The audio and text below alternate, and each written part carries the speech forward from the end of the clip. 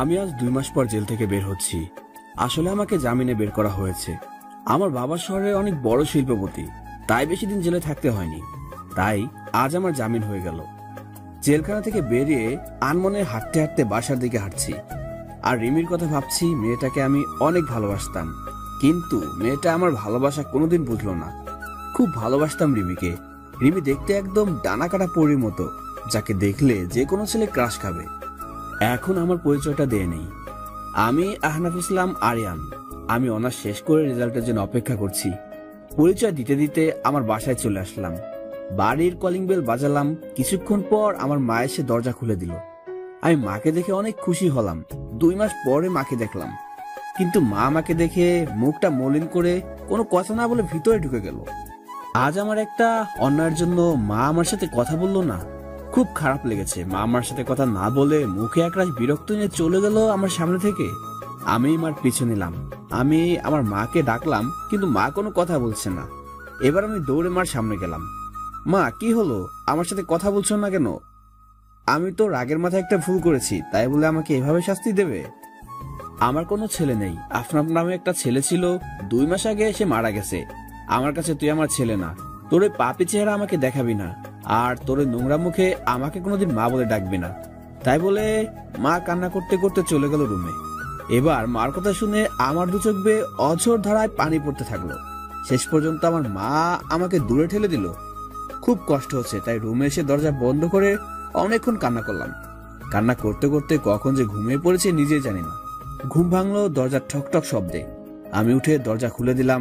দরজা খুলে দেখি বাবা দাঁড়িয়ে আছে। আমি বাবাকে দেখে কান্না করে দিলাম আর বাবাকে জড়িয়ে ধরলাম। আসলে বাবার সাথে আমি খুব ফ্রি ছিলাম। কান্না করিস না, সব ঠিক হয়ে যাবে। আর কাল থেকে তুই অফিসে জয়েন করবি, তারপর দেখবি সব ঠিক হয়ে যাবে।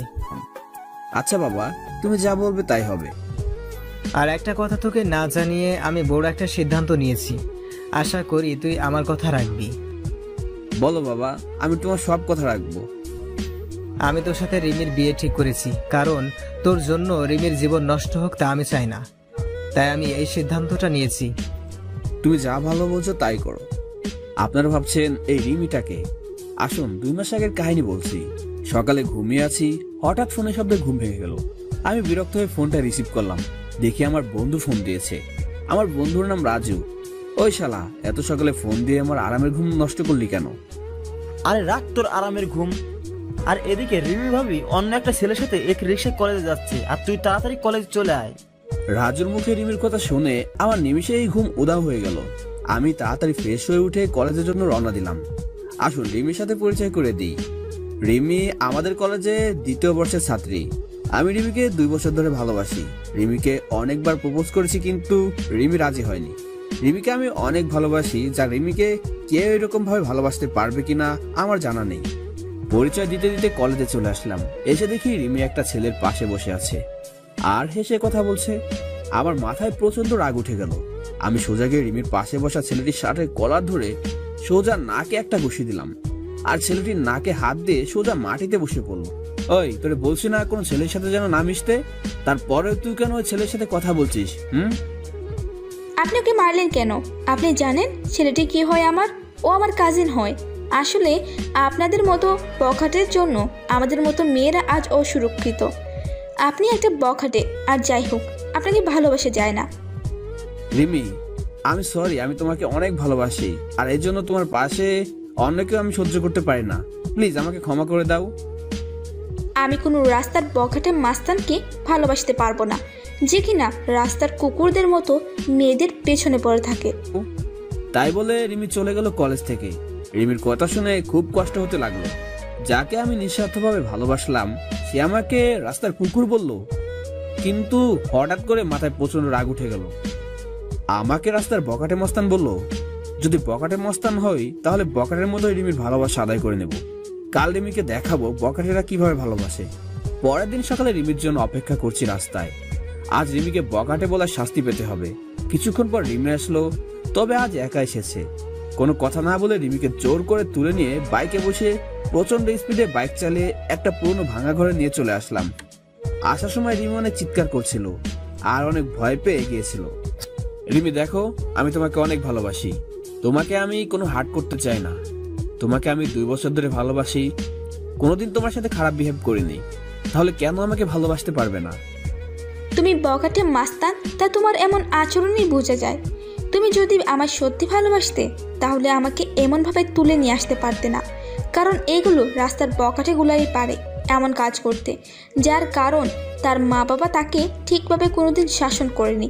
তুমি এরকম, তাহলে তোমার মা বাবা কীরকম হবে আল্লাহই জানে। এবার আমার মাথায় রাগ উঠে গেল। তুই আমাকে যা বলার বল, কিন্তু আমার মা বাবাকে তুই কেন মাঝখানে তুললি? এবার রিমিকে শরীরের সব শক্তি দিয়ে একটা চড় মারলাম এবং রিমি পাশে পড়ে গেল। আমি তখন রিমির কাছে গিয়ে রিমির শরীর থেকে ওড়না ছুঁড়ে ফেলে দিয়ে রিমির উপর শারীরিক অত্যাচার করলাম। আমাদের ভাষায় যাকে ধর্ষণ বলে, হ্যাঁ আমি রিমিকে ধর্ষণ করেছি। আমাকে বকাটে বলে, মাস্তান বলে আমার বাবা মাকে গালি দেয়। রিমি আমাকে আটকানোর অনেক চেষ্টা করেছিল, কিন্তু পারেনি আমার শক্তির সাথে। রিমি আমার পা পর্যন্ত ধরেছিল, কিন্তু আমার সে মাথায় প্রচন্ড রাগ উঠেছিল। রিমি একভাবে কান্না করে যাচ্ছে। কিছুক্ষণ পর সেখানে কিছু মানুষ আসলো। হয়তো রিমি চিৎকার শুনে মানুষ চলে এসেছে। মানুষগুলো আমাকে একসময় মারতে লাগলো, তারপর আমার কিছু মনে নেই। গান যখন ফিরেছে তখন দেখি আমি জেলখানায়। তারপর আমার বাবা আসলো। বাবা সব কাহিনী শুনতে চাইলো। বাবাকে আমি সব খুলে বললাম। বাবা বলল, তুই চিন্তা করিস না, আমি তোকে যত তাড়াতাড়ি সম্ভব জামিন করে নিয়ে যাব। জেল থেকে রিমির আর কোনো খোঁজ খবর পাইনি। এমনকি আমার মা আমাকে দেখতে আসেনি। বাবা মাঝে মাঝে আসতো আমাকে দেখতে। আর তাই 2 মাস পর জামিন হয়ে যায়। আর তার পরের কাহিনী সব আপনারা তো জানেন। পরের দিন ঘুম থেকে উঠে ফ্রেশ হয়ে গুছিয়ে অফিসে যাওয়ার প্রস্তুতি নিচ্ছি। সবকিছু গুছিয়ে নিচে এসে দেখি মা বাবা সবাই একসাথে নাস্তা করছে। আমি যে নাস্তা করার টেবিলে বসতে যাব তখনই আমার মা নাস্তা থেকে উঠে চলে গেল। নিজের প্রতি খুব খারাপ লাগছে। আমার জন্য মা নাস্তা না করে উঠে চলে গেল। মা আমার সাথে কথা বলা বন্ধ করে দিয়েছে। তারপর আমিও নাস্তা না করে বাবার সাথে অফিসে চলে গেলাম। অফিসে এসে সবার সাথে পরিচয় হয়ে নিলাম। দিনটা খুব ভালো কাটলো। হঠাৎ করে বাবা আমাকে ডেকে বলল, আগামী শুক্রবার তোর বিয়ে, প্রস্তুতি নিয়ে রাখিস। দেখতে দেখতে শুক্রবার চলে আসলো। কোনো আয়োজন বাদেই বিয়ে হয়ে গেল। শুধু 2 পরিবারের মানুষ ছিল, আর কেউ ছিল না।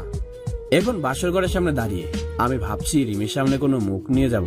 রিমি কোনোদিন মেনে নিতে পারবে আমাকে? তারপর 3 টাকা সাহস নিয়ে রুমে ঢুকলাম, কারণ রিমিকে বিয়ে করার ব্যাপারে কোনো আপত্তি ছিল না, কারণ রিমিকে আমি ভালোবাসতাম। আর আমার রাগের কারণে রিমির জীবনটা নষ্ট হয়ে গেল। রুমে ঢুকে দেখি রিমি বসে বসে কান্না করছে। আমি রিমির পাশে বসতে যাব, তখনই রিমি আমাকে এক ঝাটকায় সরিয়ে দিয়ে বলল, তুই আমার পাশে আসবি না। তোর জন্য আমার জীবন নষ্ট হয়ে গেছে। তোর জন্য আমার বাবা মার সম্মান নষ্ট হয়ে গেছে। তোকে আমি কোনোদিন ক্ষমা করব না, আর তোকে স্বামী হিসেবে কোনোদিন মানব না। তুই কোনোদিন আমার কাছে স্বামীর অধিকার দেখাতে আসবি না।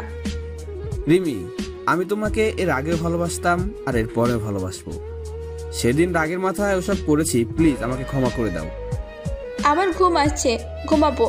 আর রাস্তার পকেটে মাস্তানের সাথে আমি এক খাটে ঘুমাতে পারবো না। আর যদি আবার রাগ হয় তাহলে আবার আমাকে রাস্তার কুকুরদের মতো ভোগ করো। সেটাই তো তুমি খুব ভালোভাবে পারো। তাই বলে রিমি ঘুমিয়ে পড়লো, আর আমি নিচে বিছানা পেতে ঘুমিয়ে পড়লাম। রিমি আমাকে কোনোদিন মেনে নেবে না, সেটা আমি জানতাম। কিন্তু রিমি কেন বোঝে না আমি রিমিকে অনেক ভালোবাসি। রিমি বিছানায় শুয়ে পড়লো। আমি নিচে একটা চাদর আর বালিশ নিয়ে শুয়ে পড়লাম। সকালে ঘুম থেকে উঠে দেখি রিমি এখনো শুয়ে আছে, কিন্তু রিমি অনেক চেঞ্জ হয়ে গিয়েছে। আগে মেয়েটা অনেক সুন্দর ছিল। এই 2 মাসে রিমি অনেক শুকিয়ে গেছে। মনে হয় নিজের শরীরের যত্ন নেয় না। রিমি নড়াচড়া করছে, মনে হয় ঘুম থেকে এখন উঠে পড়বে। তাই আমি তাড়াতাড়ি বাথরুমে ঢুকে পড়লাম ফ্রেশ হতে। ফ্রেশ হয়ে বাইরে বেরিয়ে দেখি রিমি হাঁটু বাজ করে বিছানার উপর মাথা নিচু করে বসে আছে। কি হয়েছে রিমি, তুমি এমন ভাবে বসে আছো কেন? ফ্রেশ হবে না? এবার রিমি মাথা তুললো, দেখি রিমি কান্না করছে। মুহূর্তের মধ্যে মনটা খারাপ হয়ে গেল। আমি কান্না করি আর যাই করি, আপনাকে না দেখলেও চলবে। যে মানুষটা আমার সব কিছু শেষ করে দিয়েছে, আমার স্বপ্ন, আশা, ইজ্জত, যে মানুষটা নিমিষেই সব শেষ করে দিয়েছে, তার সাথে আমাকে একই রুমে থাকতে হচ্ছে। কতটা ঘৃণা করি আপনাকে জানেন আপনি? আপনাকে দেখলে আমার মনে হয় যে নিজেকে শেষ করে দিই। আর আজ পরিস্থিতির কারণে আপনি আমার স্বামী, তাই আমি আমার মতো থাকবো আর আপনি আপনার মতো। আর যদি রাস্তার কুকুরদের মতো যদি আবার আমাকে ভোগ করতে চান তাহলে করতে পারেন, কারণ বিয়ের আগে আপনি একটা মেয়ের বেঁচে থাকার সম্পর্কে ছিনিয়ে নিয়েছেন। তাই আপনাকে আমি ঘৃণা করি আর সারা জীবন ঘৃণা করে যাব। কোনো কথা না বলে সোজা বাইরে চলে আসলাম। কিছুক্ষণ হেঁটে বাসায় আসলাম আর ভাবতে লাগলাম রিমিকে কোনোদিন ইচ্ছার বিরুদ্ধে স্পর্শ করব না। মেয়েটাই 2 মাসে অনেক অপমান সহ্য করতে হয়েছে, তাই রিমি যেন সুখে থাকে, তাই তাকে তার মতো থাকতে দেব। বাসায় এসে দেখি মা আর রিমি কিচেন রুমে রান্না করছে। মা আর রিমি তারা দুজনে হেসে হেসে কথা বলছে। মনটা ভালো হয়ে গেল যে রিমি মাকে অপমান করেছে, সেই রিমি মাকে মেনে নিয়েছে। সোজা রুমে চলে আসলাম, এসে গুছিয়ে নিলাম, অফিস যেতে হবে। ব্যাগ নিয়ে নিচে এসে দেখি মা আর রিমি একসাথে বসে নাস্তা করছে। আমি একটু না অনেক অবাক হলাম, কারণ মা আমাকে ছাড়া কোনোদিন নাস্তা করেনি। খুব কষ্ট হতে লাগলো। দেখলাম আমার নাস্তা টেবিলের একপাশে রাখা আছে। আমি একবার রিমি একবার মার দিকে তাকালাম, দেখি তারা মাথা নিচু করে নাস্তা করছে। আমার ভীষণ রাগ হতে লাগলো, কারণ তারা আমাকে একবার জন্য নাস্তা করতে ডাকলো না। তাই আমি নাস্তা না করে অফিসে চলে গেলাম, গিয়ে আব্বুর সাথে সবকিছু দেখাশোনা করতে থাকলাম। আমি এখন আর বন্ধুদের সাথে তেমন বেড়াই না। দুপুরে লাঞ্চ টাইমে আমি আর বাবা গাড়ি করে বাসায় আসলাম দুপুরে খাবার খেতে। আমি আর বাবা টেবিলে বসলাম, দেখলাম বাবার প্লেটে ভাত ও সবকিছু এগিয়ে দিচ্ছে মা আর রিমি, কিন্তু আমার সামনে কেউ দিচ্ছে না। সবাই দুপুরের খাবার খাওয়া শুরু করে দিল, কিন্তু আমার উপর কোনো কারো নজর নেই। খুব কষ্ট হতে লাগলো যে মা আমাকে খাবার না দিয়ে কোনোদিন খায়নি। খুব কষ্ট হচ্ছে, আমার বুকের মধ্যে চিনচিন করে ব্যথা করছে। তখন বাবা আমার দিকে একটা প্লেট এগিয়ে দিল আর কিছু ভাত দিল। আমি না খেয়ে উঠে পড়লাম আর বাইরে চলে আসলাম। আর এখন অফিসে যাব না, তাই বাইরে গিয়ে কিছু খেয়ে 1 প্যাকেট সিগারেট কিনলাম আর চলে আসলাম আমাদের পুরনো আড্ডাখানায়। সেখানে রাত 10টা পর্যন্ত আড্ডা দিয়ে বাড়ির দিকে রওনা দিলাম। রাস্তায় একটা ফুচকার দোকান দেখলাম। আগে রিমি ফুচকা খুব পছন্দ করতো, তাই রিমির জন্য কিছু ফুচকা নিলাম। তারপর বাসায় চলে আসলাম। রুমে এসে দেখি রিমি টিভি দেখছে। আমি রিমির দিকে প্যাকেটটা বাড়িয়ে দিলাম। রিমি একবার প্যাকেটের দিকে তাকিয়ে আবার টিভি দেখায় মনোযোগ দিল। কি হলো, ধরো, তুমি তো আগে প্রচুর ফুচকা খেতে, নাও তোমার জন্য নিয়ে আসলাম। আপনাকে বলছি না, আমার বিষয়ে আপনার কোনো অধিকার ফলানোর চেষ্টা করবে না। আর আপনি কি ভাবছেন আপনার হাতের জিনিস আমি খাবো? ভাবলেন কিভাবে? আপনার ওই নোংরা হাতে আমি কোনোদিন বিষ পর্যন্ত খাবো না। যে একটা মেয়েকে সম্মান দিতে পারে না, তার হাতের জিনিস খেলে আমার পাপ হবে। যত সব রাস্তার কুত্তা বখাটে মাস্তান। আবার আপনাকে গালি দিলাম, এখন তো আবার জোর করে কোনো মেয়েকে ধর্ষণ করতে হবে না, আর সে চাইলেও আর আটকাতে পারবে না। আর কোনো কথা বললাম না। প্যাকেটটা টেবিলের উপর রেখে আমি ফ্রেশ হতে চলে গেলাম। ফ্রেশ হয়ে এসে দেখি রিমি ঘুমায় পড়েছে।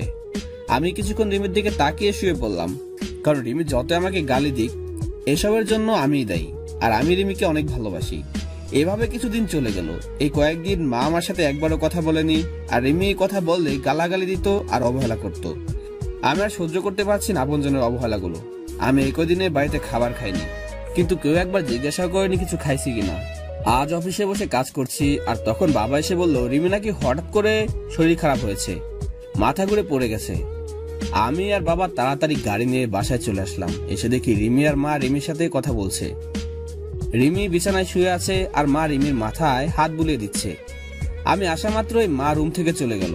আমি গিয়ে রিমির পাশে বসলাম, আর রিমি একটু দূরে সরে গেল। কি হয়েছে তোমার? বাবা বলো তোমার নাকি শরীর খারাপ।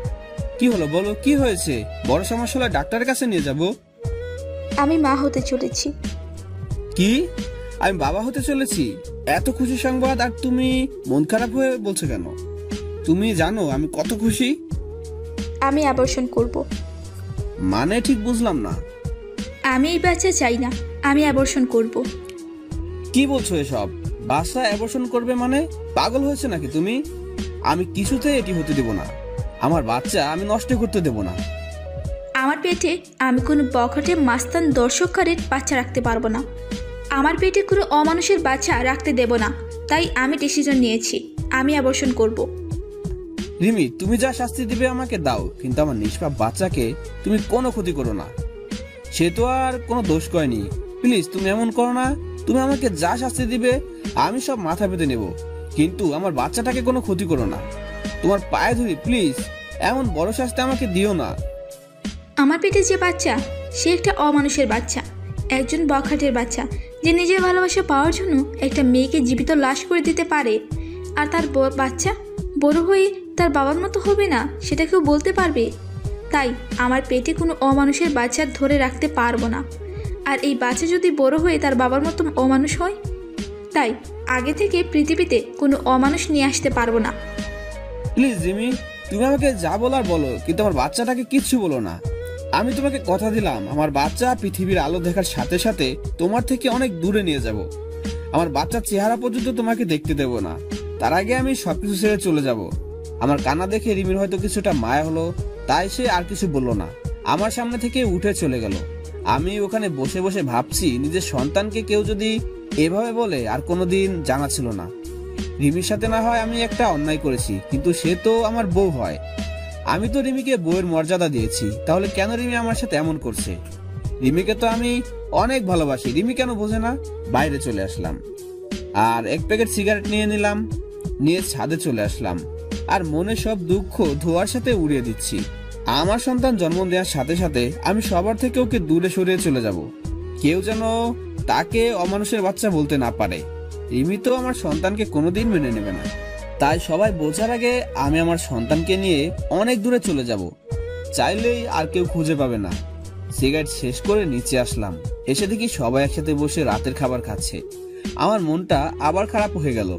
আজকে আমাকে না ডেকে সবাই একসাথে খাওয়া শুরু করে দিয়েছে। আমি আমার রুমের দিকে যাচ্ছি, তখন বাবা আমাকে ডেকে বলল খাইতে। আমার ক্ষুধা নেই বলে রুমে চলে আসলাম। আমার মার কাছে আমি এতটাই ঘৃণার পাত্র হয়ে গেলাম যে আমার সাথে এই কয়টা দিনে একটা কথাও বলেনি। নিচে বিছানা পেতে শুয়ে পড়লাম। কখন যে ঘুমিয়ে পড়েছি ঠিক নেই। সকালে উঠে দেখি রিমি খাটের উপর নেই, হয়তো নিচে গেছে। আমি উঠে ফ্রেশ হয়ে নাস্তা করে অফিসে চলে আসলাম। বিকেলে অফিস শেষ করে বাসায় আসার সময় রিমির জন্য কিছু জিনিস নিয়ে নিলাম। কিছু ফল আর মাদার হরলিক্স আর অন্যান্য মায়ের শরীরের উপকারে যা আছে সবকিছু নিয়ে আসছি। তখন অযোধ্যায় বৃষ্টি হতে লাগলো। আজ খুব বৃষ্টিতে ভিজতে ইচ্ছে করছে। অনেকদিন হলো বৃষ্টিতে গোসল করিনি। আমার আবার বৃষ্টিতে ভিজলে জ্বর ঠান্ডা লাগে। আমি কোনো কিছু না ভেবে এভাবে হেঁটে চলেছি। বাসায় এসে কলিং বেল বাজালাম, দেখি আব্বু দরজা খুলে দিল। কিরে, তুই বৃষ্টিতে কেন ভিজেছিস? তোর জ্বর আসবে। কিছু হবে না, অনেকদিন পর বৃষ্টিতে ভিজেছি তাই ভালো লাগছে।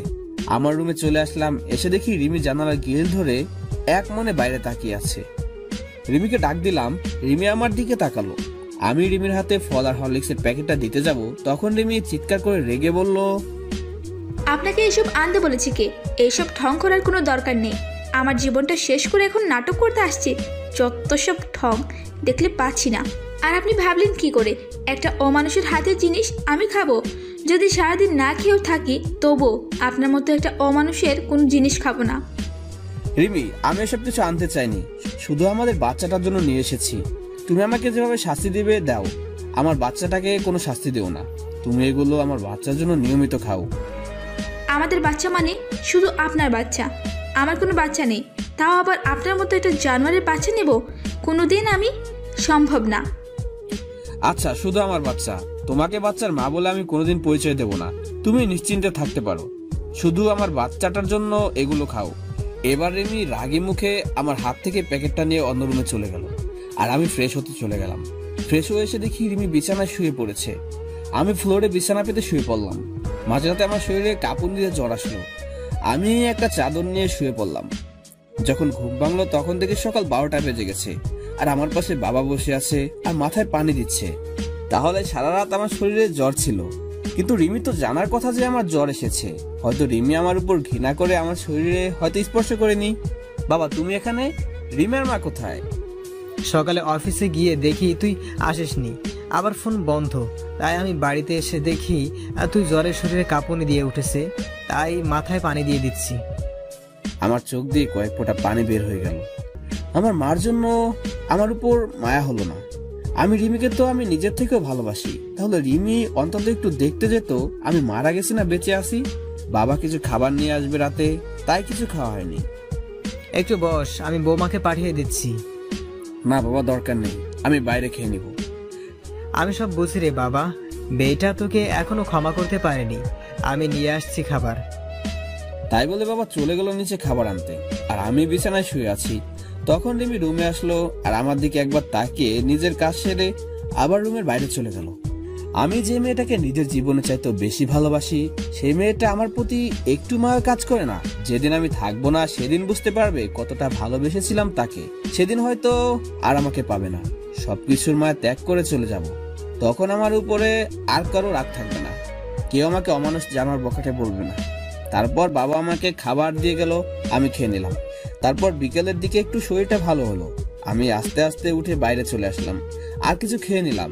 এভাবে চলে গেল 2 দিন। এই 2 দিনে আমার শরীরে হালকা জ্বর ছিল, কিন্তু রিমি মা কেউ আমাকে দেখতে আসেনি, সবাই অবহেলা করেছে। এখন কেমন যেন নিজেকে শেষ করে দিতে ইচ্ছা হচ্ছে। নিজের আপনজনের এমন অবহেলা সহ্য হচ্ছে না। আমি বাসার খাবার খুবই কম খাই, বেশিরভাগই বাইরে খাই। আজ আবার একটু অফিসে আসলাম, এসে কিছু কাজ করে বাসায় আসার সময় রিমির জন্য কিছু জিনিস কিনলাম, যাতে আমার বাবুটা রিমির ভিতরে সুস্থ থাকে। মা আমার সাথে একদম কথা বলা বন্ধ করে দিয়েছে। আমি একবারে কথা বলতে গেলেও মা কথা বলে না, আর রিমি আমার সাথে যখনই কথা বললে তখনই রাগ দেখিয়ে পাগলামি করে, আর রিমি আমার সাথে যখনই কথা বলতে আসে তখনই রাগ দেখিয়ে গালাগালি করে। এভাবে চলে গেল 7 মাস। এখন রিমি একটু একটু করে নিজের শরীরের উপর যত্ন নেওয়া শুরু করেছে, হয়তো নিজের সন্তান তাই একটু মায়া হচ্ছে। এখন রিমি যা যা প্রয়োজন সব বাবাকে বলে, আর বাবা আমাকে বলে আমি সেগুলো নিয়ে আসি। মাঝে মাঝে দেখি রিমি নিজের পেটে আলতো করে হাত বুলায় আর নিজে নিজে কথা বলে, খুব আস্তে আস্তে কথা বলে, আমি শুনতে পারি না, মানে নিজের সন্তানের সাথে কথা বলে। এইসব দেখে খুব ভালো লাগে যে রিমি তার পেটের সন্তানকে একটু একটু করে ভালোবাসতে শিখেছে, হাজার হলেও সে মা। আর রিমি আগে সবসময় কেন মনমরা করে উদাস হয়ে থাকতো, এখন আর আগের মতো থাকে না, আবার আগের মতো সবটা ফিরে আসছে। আর এখন রিমি আমার দিকে কেন জানি আর চোখে তাকায় মাঝে মাঝে, আমি সেগুলো দেখেও না দেখার ভান করে থাকি।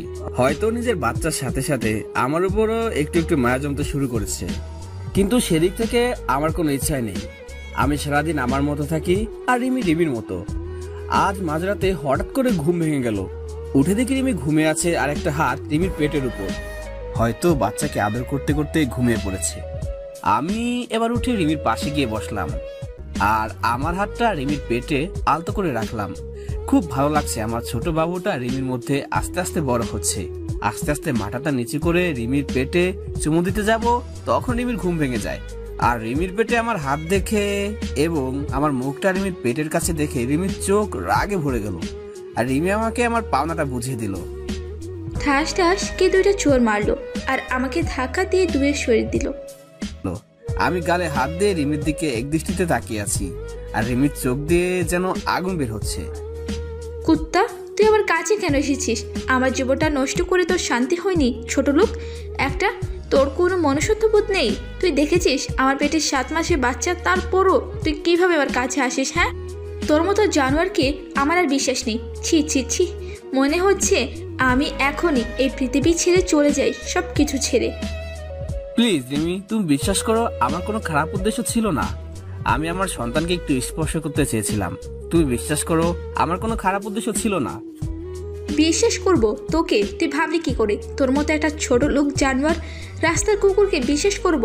আমার ভাবতেও ঘৃণা হচ্ছে যে একটা 7 মাসের গর্ভবতী মায়ের কাছে তোর আসতে একটু বিবেকে বাঁধলো না। আজ থেকে তুই আর এই রুমে থাকতে পারবি না। তোকে আস্তে আস্তে মেনে নিতে চেয়েছিলাম, কিন্তু তুই কোনোদিন ভালো হবি না। আসলে রাস্তার কুকুর কোনোদিন ভালো হয় না। আর কিছু না বলে বাইরে চলে আসলাম, এসে ছাদে চলে আসলাম। খুব কষ্ট হচ্ছে আমার। রিমি আবার আমাকে ভুল বুঝলো। আমি তো আমার সন্তানকে একটু স্পর্শ করতে চেয়েছিলাম, আর রিমি আমাকে থাপ্পড় মারলো। নিজের অজান্তে চোখ দিয়ে 2 ফোঁটা পানি বের হলো। আজকে নিজেকে শেষ করে দিতে ইচ্ছা হচ্ছে, কিন্তু আমাকে বেঁচে থাকতে হবে। আমার সন্তানের জন্য আমাকে বেঁচে থাকতেই হবে, নইলে আমার মতো আমার সন্তানও এমন অবহেলা পাবে। আর নিজের সন্তানের কাছে এমন অবহেলা পেলে সে নিজেও ঠিক থাকতে পারবে না। তাই আমি আমার সন্তানকে নিয়ে এই পরিবার, এই শহর থেকে অনেক দূরে চলে যাব। চাইলেও কেউ আর খুঁজে পাবে না। সারা রাত এভাবেই ছাদে কাটিয়ে দিলাম। রিমির কথা ভাবতে ভাবতে কখন যে সকাল হয়ে গেছে ঠিক খেয়াল করিনি। সকালে নিচে চলে আসলাম, এসে সোজা মায়ের রুমে চলে গেলাম। দেখি মা বসে আছে। আমি মায়ের কাছে গিয়ে মায়ের সামনে হাঁটু গেড়ে বসে পড়লাম। মা, কেন তুমি আমার সাথে এমন ব্যবহার করছো? কেন এমন অবহেলা করছো? তুমি তো জানো আমি অবহেলা একদম সহ্য করতে পারি না। যেদিন রিমি তোমাদের নামে খারাপ ভাষায় গালিগালাজ করছিল, তাই আমি রাগের মাথায় রিমির সাথে এমন ব্যবহার করি। চাইলে তুমি আমাকে মারতে পারো, আর যদি শাস্তি না দাও তাহলে তুমি একবার বলো যে এই বাড়ি থেকে চলে যা, আমি সবকিছু ছেড়ে চলে যাব। আর কোনোদিন তোমার এই শয়তান ছেলের মুখ দেখতে পাবে না তুমি। তোর সাথে আমার কোনো কথা নেই। আমি আগেই বলেছি আমার ছেলে সেদিনই মারা গেছে আমার কাছে, যেদিন সে এরকম একটা নোংরা কাজ করেছিল। আর আমি কারো মা না, আমার কোনো ছেলে নেই। তুই যেখানে পারিস সেখানে চলে যা, আমার কিচ্ছু যায় আসে না। ঠিক আছে মা, আমি আর কোনোদিন তোমাকে মা বলে ডাকবো না। আমি চলে যাব, সবাইকে ছেড়ে চলে যাব। কখনো এই শয়তানটার চেহারা তোমাকে আর দেখতে হবে না। আর কোনো মানুষ আর কোনো অমানুষ তোমাকে মা বলে ডাকবে না। মায়ের রুম থেকে চলে আসলাম নিজের রুমে ঢুকে দেখি রিমি বাথরুমে ফ্রেশ হচ্ছে। আমি তাড়াতাড়ি গুছিয়ে নিলাম অফিসে যাওয়ার জন্য, যাতে রিমির ফ্রেশ হওয়ার আগে আমি অফিসে চলে যেতে পারি। রিমি বাথরুম থেকে বের হবার আগেই আমি অফিসে চলে আসলাম। বাইরে থেকে কিছু নাস্তা করে অফিসে প্রবেশ করলাম। সারাদিন অফিসে কাজ করে বিকেলে যখন অফিস ছুটি হলো, তখন ভাবলাম এখন বাসায় গেলে রিমি মা হয়তো আমাকে দেখে আবার বিরক্ত হতে পারে। তাই একটু পার্কে বসে বন্ধুদের সাথে আড্ডা দিয়ে রাত 12টার সময় বাসায় আসলাম। বাসায় এসে অন্য রুমে ঘুমাতে চলে গেলাম। আজ আর নিজের রুমে ঘুমাতে যাইনি, কারণ রিমি আমাকে দেখলে আবার রাগ করবে, আবার মাঝরাতে আমি কিছু করবো ভেবে সারা রাত জেগে থাকতে পারে। আর সারা রাত জেগে থাকলে আমার বাচ্চাটার ক্ষতি হতে পারে। তাই আজ অন্য রুমে গিয়ে শুয়ে পড়লাম। এভাবে আরো 1 মাস চলে গেল। এই 1 মাসে আমি কারোর সাথে কথা বলিনি, মানে কেউ আমার সাথে কথা বলেনি। শুধু বাবা কথা বলতো আমার সাথে। আর কথা বলবে কি, আমার সাথে এখন আর কারো দেখাই হয় না। খুব সকালে উঠে অফিস চলে যায় আর ফিরি অনেক রাত করে, তাই তো কারোর সাথে দেখা হয় না। আর যদিও ভুল করে মা অথবা রিমির সামনে চলে আসে, তখন আমি মাথা নিচু করে চলে আসি। আর এই 1 মাসে আমি একদিন বাসার কোনো খাবার খাইনি। হয়তো আমার জন্য রান্না বন্ধ হয়ে গেছে। একদিন সকালে আমার ঘুম থেকে উঠতে দেরি হয়ে গেছে, তাই আজ সকালে বাসা থেকে বের হতে পারেনি। তাড়াতাড়ি ঘুম থেকে উঠে ফ্রেশ হয়ে অফিসে যাওয়ার জন্য তৈরি হয়ে যেই রুম থেকে বের হব, তখন দেখি রিমি আমার রুমের দরজার সামনে দাঁড়িয়ে আছে। রিমির এক সাইডে চলে আসতে যাব, তখন দেখি রিমি আমাকে কি বলতে চাইলো। আমি শুনেও না শোনার ভান করে চলে আসলাম। হয়তো বলতে চেয়েছিল যে কিছু ফল আর কিছু হেলদি খাবার কিনে আনার জন্য। তাছাড়া রিমি আমার সাথে কেন কথা বলবে? তাই আমি অফিসে চলে আসলাম। সারাদিন অফিস শেষ করে ফলের দোকানে গিয়ে অনেক ফল আর মাদার হরলিক্স সবকিছু কিনলাম। কিনে বাবার কাছে গেলাম। বাবার কাছে ফলের প্যাকেটটা দিয়ে বললাম এগুলো রিমিকে দিতে। বাবা কিছুক্ষণ আমার দিকে তাকিয়ে রইল। বাবা সবকিছুই জানে যে রিমি আর মা আমার সাথে কথা বলে না, কিন্তু বাবা কিছু বলতে পারে না, কারণ দোষটা তো আমারই ছিল। তারপর অফিস শেষ করে রাত 11:30-এ বাসায় আসলাম। দেখি সব রুমে লাইট অফ, মানে সবাই ঘুমিয়ে পড়েছে। আমি আমার রুমে ঢুকে কাপড় চেঞ্জ করে ফ্রেশ হতে চলে গেলাম বাথরুমে। ফ্রেশ হয়ে এসে দেখি রিমি আমার রুমে খাটের উপর বসে আছে। রিমিকে দেখে কিছুটা ভয় পেলাম। রিমি, তোমার ওখানে কোনো সমস্যা হয়েছে? সমস্যা হলে আমাকে ডাকতে পারতে, তুমি কষ্ট করে কেন এলে? আমি এতদিন শুধু শুধু মানুষটাকে খারাপ ভেবেছি, কত গালাগালি দিয়েছি। আর সেই মানুষটা আমার সাথে কোনোদিন খারাপ কথা বলেনি, এমনকি আমার উপর কোনোদিন রাগ পর্যন্ত করেনি। রিমি, কি ভাবছো তুমি? কোনো সমস্যা হয়েছে? আর আমি তো বাবার কাছে সবকিছু কিনে দিয়েছি। কোনো কিছু কিনতে ভুল হয়ে গেলে বলো, আমি কালকে ড্রাইভারকে দিয়ে পাঠিয়ে দেব। আহনাফের ডাকে ভাবনার জগৎ থেকে ফিরে আসলো। না, কিছু হয়নি, সব কিছু ঠিক আছে। আপনি রাতে কিছু খেয়েছেন? মনে হয় কিছু খাননি, চলেন আপনাকে খাবার দেই। আমি রিমির কথা শুনে মনে হলো আকাশ থেকে পড়লাম। রিমি আমাকে খাবার জন্য বলছে, খুবই অবাক হলাম। আমার খাওয়া নিয়ে কারো চিন্তা করতে হবে না। আর তুমি এত রাত পর্যন্ত জেগে আছো কেন? শরীর খারাপ করবে, যাও ঘুমিয়ে পড়ো। এতদিন যখন কেউ আমাকে খাবার খেতে ডাকেনি, আর এখনো না ডাকলে চলবে। তুমি যাও ঘুমিয়ে পড়ো। বেশি রাত জাগলে আমার সন্তানের আবার ক্ষতি হতে পারে, আর আমি চাই না আমার জন্য আমার সন্তানের কোনো ক্ষতি হোক। আসলে সেদিন রাতে আপনাকে ওভাবে দেখে খুব ভয় আর রাগ উঠে গিয়েছিল, তাই আপনার সাথে সেদিন খারাপ ব্যবহার করেছিলাম। এখন আর এগুলো নিয়ে আমি আর ভাবি না, সবকিছু অভ্যাস হয়ে গিয়েছে। এখন আর মন খারাপ হয় না। তাই বলে আমি চাদর টেনে শুয়ে পড়লাম, আর রিমি মুখটা মলিন করে চলে গেল। আর আমি ভাবতে থাকলাম, রিমি এতদিন পরে আমার সাথে কথা বললো, খুব ভালো লাগছে। রিমি তাহলে আমাকে ফিল করতে শুরু করেছে। কিন্তু আগেকার কথা মনে পড়তে সবকিছু অন্ধকার হয়ে গেল। রিমির বলা সেই পুরনো কথাগুলো মনে পড়তেই আবার আমার মনটা বিষণ্ণতায় ছেয়ে গেল। আমি তো মাকে কথা দিয়েছি যে সবকিছু ছেড়ে অনেক দূরে চলে যাব, আর মা আমাকে তার ছেলে বলে মানে না। তাই আমি কার জন্য এখানে থাকবো? তাই সবকিছু মাথা থেকে ঝেড়ে ঘুমিয়ে পড়লাম। সকালে ঘুম থেকে উঠে ফ্রেশ হয়ে অফিসের জন্য রওনা হব, তখন আবার রিমি আমার রুমে আসলো। আমি বললাম, এত সকালে ঘুম থেকে উঠেছো কেন? যাও গিয়ে শুয়ে পড়ো। আর কিছু লাগলে বলতে পারো, বাবার কাছে কিনে পাঠিয়ে দিব। না মানে, আপনি প্রতিদিন খুব সকালে অফিসে চলে যান কেন? তাই জানতে আসলাম। আর সকালে নাস্তাটুকু করে না? বাবা তো যায় সকাল 9টার সময়, তাহলে আপনি এত সকাল সকাল যাচ্ছেন কেন? আমি তোমাকে বলেছি না আমার খাবার খাওয়া নিয়ে কারো চিন্তা করতে হবে না। 1 বছর যেভাবে খেয়ে আসছি ঠিক এভাবে সারা জীবন খাবার খেতে পারবো। আর এত সকালে অফিস যাই কেন সেটা তুমি ভালো করে জানো, আমি আর বলার প্রয়োজন মনে করি না। তুমি তো বলেছিলে যে আপনার এই চেহারার জন্য আমাকে আর না দেখান, তাই যতটা সম্ভব চেষ্টা করি না দেখানোর। আবার দেখি রিমি মাথা নিচু করে বসে আছে, হয়তো এমন কথা রিমি আমার কাছ থেকে আশা করেনি। আমি আর এক মুহূর্ত না দাঁড়িয়ে চলে আসলাম বাইরে। নিচে এসে দেখি টেবিলে সব নাস্তা রাখা আছে, হয়তো রিমি আমার জন্য তৈরি করেছিল। রেস্টুরেন্ট থেকে কিছু নাস্তা করে অফিসে প্রবেশ করলাম। অফিসের কাজ করতে করতে দুপুরে খাবার সময় হয়ে গেল। সবাই লাঞ্চ করতে চলে গেল, এমনকি বাবা চলে গেছে বাসায় লাঞ্চ করতে। আর আমি নিজের ডেস্কে বসে আছি। তখনই আমার ফোনটা বেজে উঠলো। আমি রিসিভ করলাম। একটা আননোন নাম্বার থেকে ফোন এসেছে। কোনো কাজ নেই তাই ফোন রিসিভ করলাম। হ্যাঁ, আসসালামু আলাইকুম। ওয়ালাইকুম আসসালাম। কে বলছেন আপনি? আমি রিমি বলছি। আপনি দুপুরের লাঞ্চ করতে আপনি বাসায় আসবেন না? আসলে রিমি আমাকে এই প্রথম ফোন দিল, তো তাই নাম্বার আর কণ্ঠ চিনতে পারেনি। আর তার থেকে বেশি অবাক হলাম যে রিমি আমাকে ফোন করে লাঞ্চ করার জন্য বলছে। আমি বাইরে থেকে লাঞ্চ করে নিয়েছি, আর আমি লাঞ্চ করেছি কিনা তা কেউ না ভাবলে খুশি হতাম। এতদিন যখন কেউ কোনো খোঁজ খবর রাখেনি, তাই এখনো খোঁজ খবর না রাখলে খারাপ লাগবে না। আমি না খেয়ে মরবো না, তাই বলে আমি ফোন রেখে দিলাম। আর ভাবতে থাকলাম হঠাৎ করে রিমি এত চেঞ্জ হলো কিভাবে, বুঝলাম না। সকালে নাস্তা করেছি কিনা, দুপুরে লাঞ্চ করেছি কিনা, সব জানতে চাইছে। এর কারণটা কি হতে পারে? হয়তো আমার উপর হালকা হালকা করুণা করেছে, কিন্তু আমি কারো করুণা পেতে চাই না। এতদিন কিভাবে ছিলাম তা একবারও কেউ খোঁজ খবর নেয়নি, তাই এখন খোঁজ খবর নেওয়ার কোনো দরকার নেই। তারপর আমি উঠে গিয়ে বাইরে থেকে লাঞ্চ করে নিলাম। তারপর আবার অফিসে কাজে মনোযোগ দিলাম। অফিস শেষ হয়ে গেল, আর আমি বাইরে বের হয়ে আমার প্রতিদিনের কাজ করতে থাকলাম। মানে কিভাবে সময় অপচয় করে রাত 12টার সময় বাসায় যাই। রাত 9টা বাজে আমি বন্ধুদের সাথে সিগারেট টানছি আর আড্ডা দিচ্ছি। সেই সময় আবার আমার ফোন বেজে উঠলো। আমি ফোন হাতে নিয়ে দেখি রিমি ফোন দিয়েছে। আমি কেটে দিলাম। এভাবে বেশ কয়েকবার ফোন দেওয়ার পর আমি রিসিভ করলাম। হ্যালো, ফোন দিয়েছো কেন? না মানে আর কোনো কিছু বলতে না দিয়ে ফোন কেটে দিলাম। তারপর আবার আড্ডাতে মনোযোগ দিলাম। তারপর 11টার সময় বাসায় আসলাম।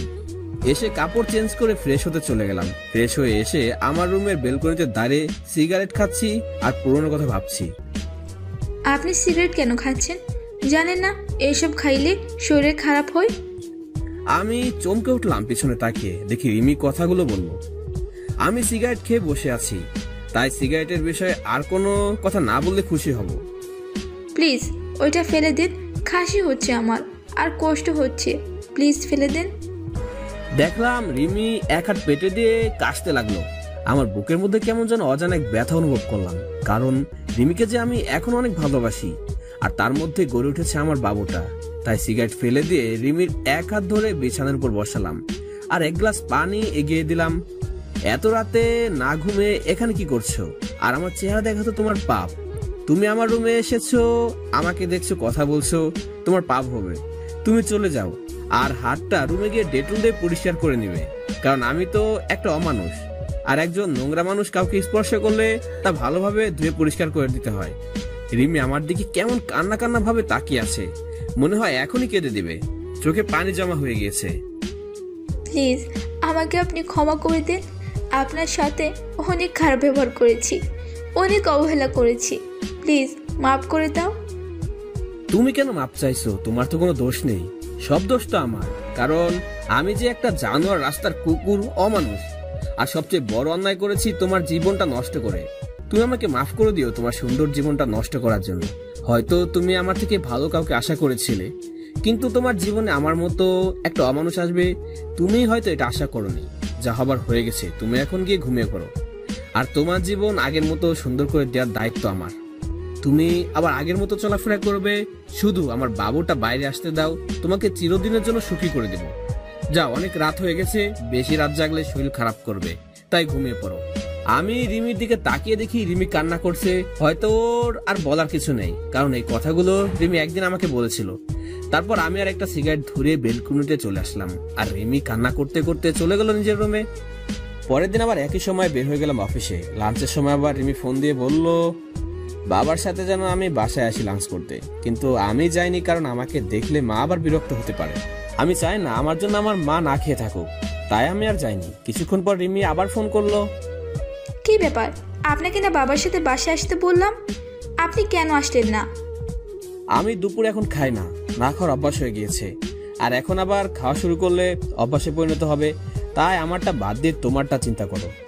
তারপর আমি ফোন বন্ধ করে নিজের কাজ করতে থাকলাম। অফিস শেষ করে আবার আরেকটা চাকরি করতে হবে, সেটা হলো সময় নষ্ট কিভাবে রাত 12টা পর্যন্ত বাইরে থাকা যায়। আজ আর ফোন অন করিনি, ঠিক 12টার সময় বাসায় পৌঁছলাম। রুমে ঢুকতে দেখি রিমি হাজির। আপনার ফোন বন্ধ কেন? কতবার ফোন দিয়েছি জানেন আপনি? কেন এই অমানুষটাকে আবার ফোন দেওয়ার কারণ কি? তোমাকে বেশি রাত জাগতে নিষেধ করেছি না?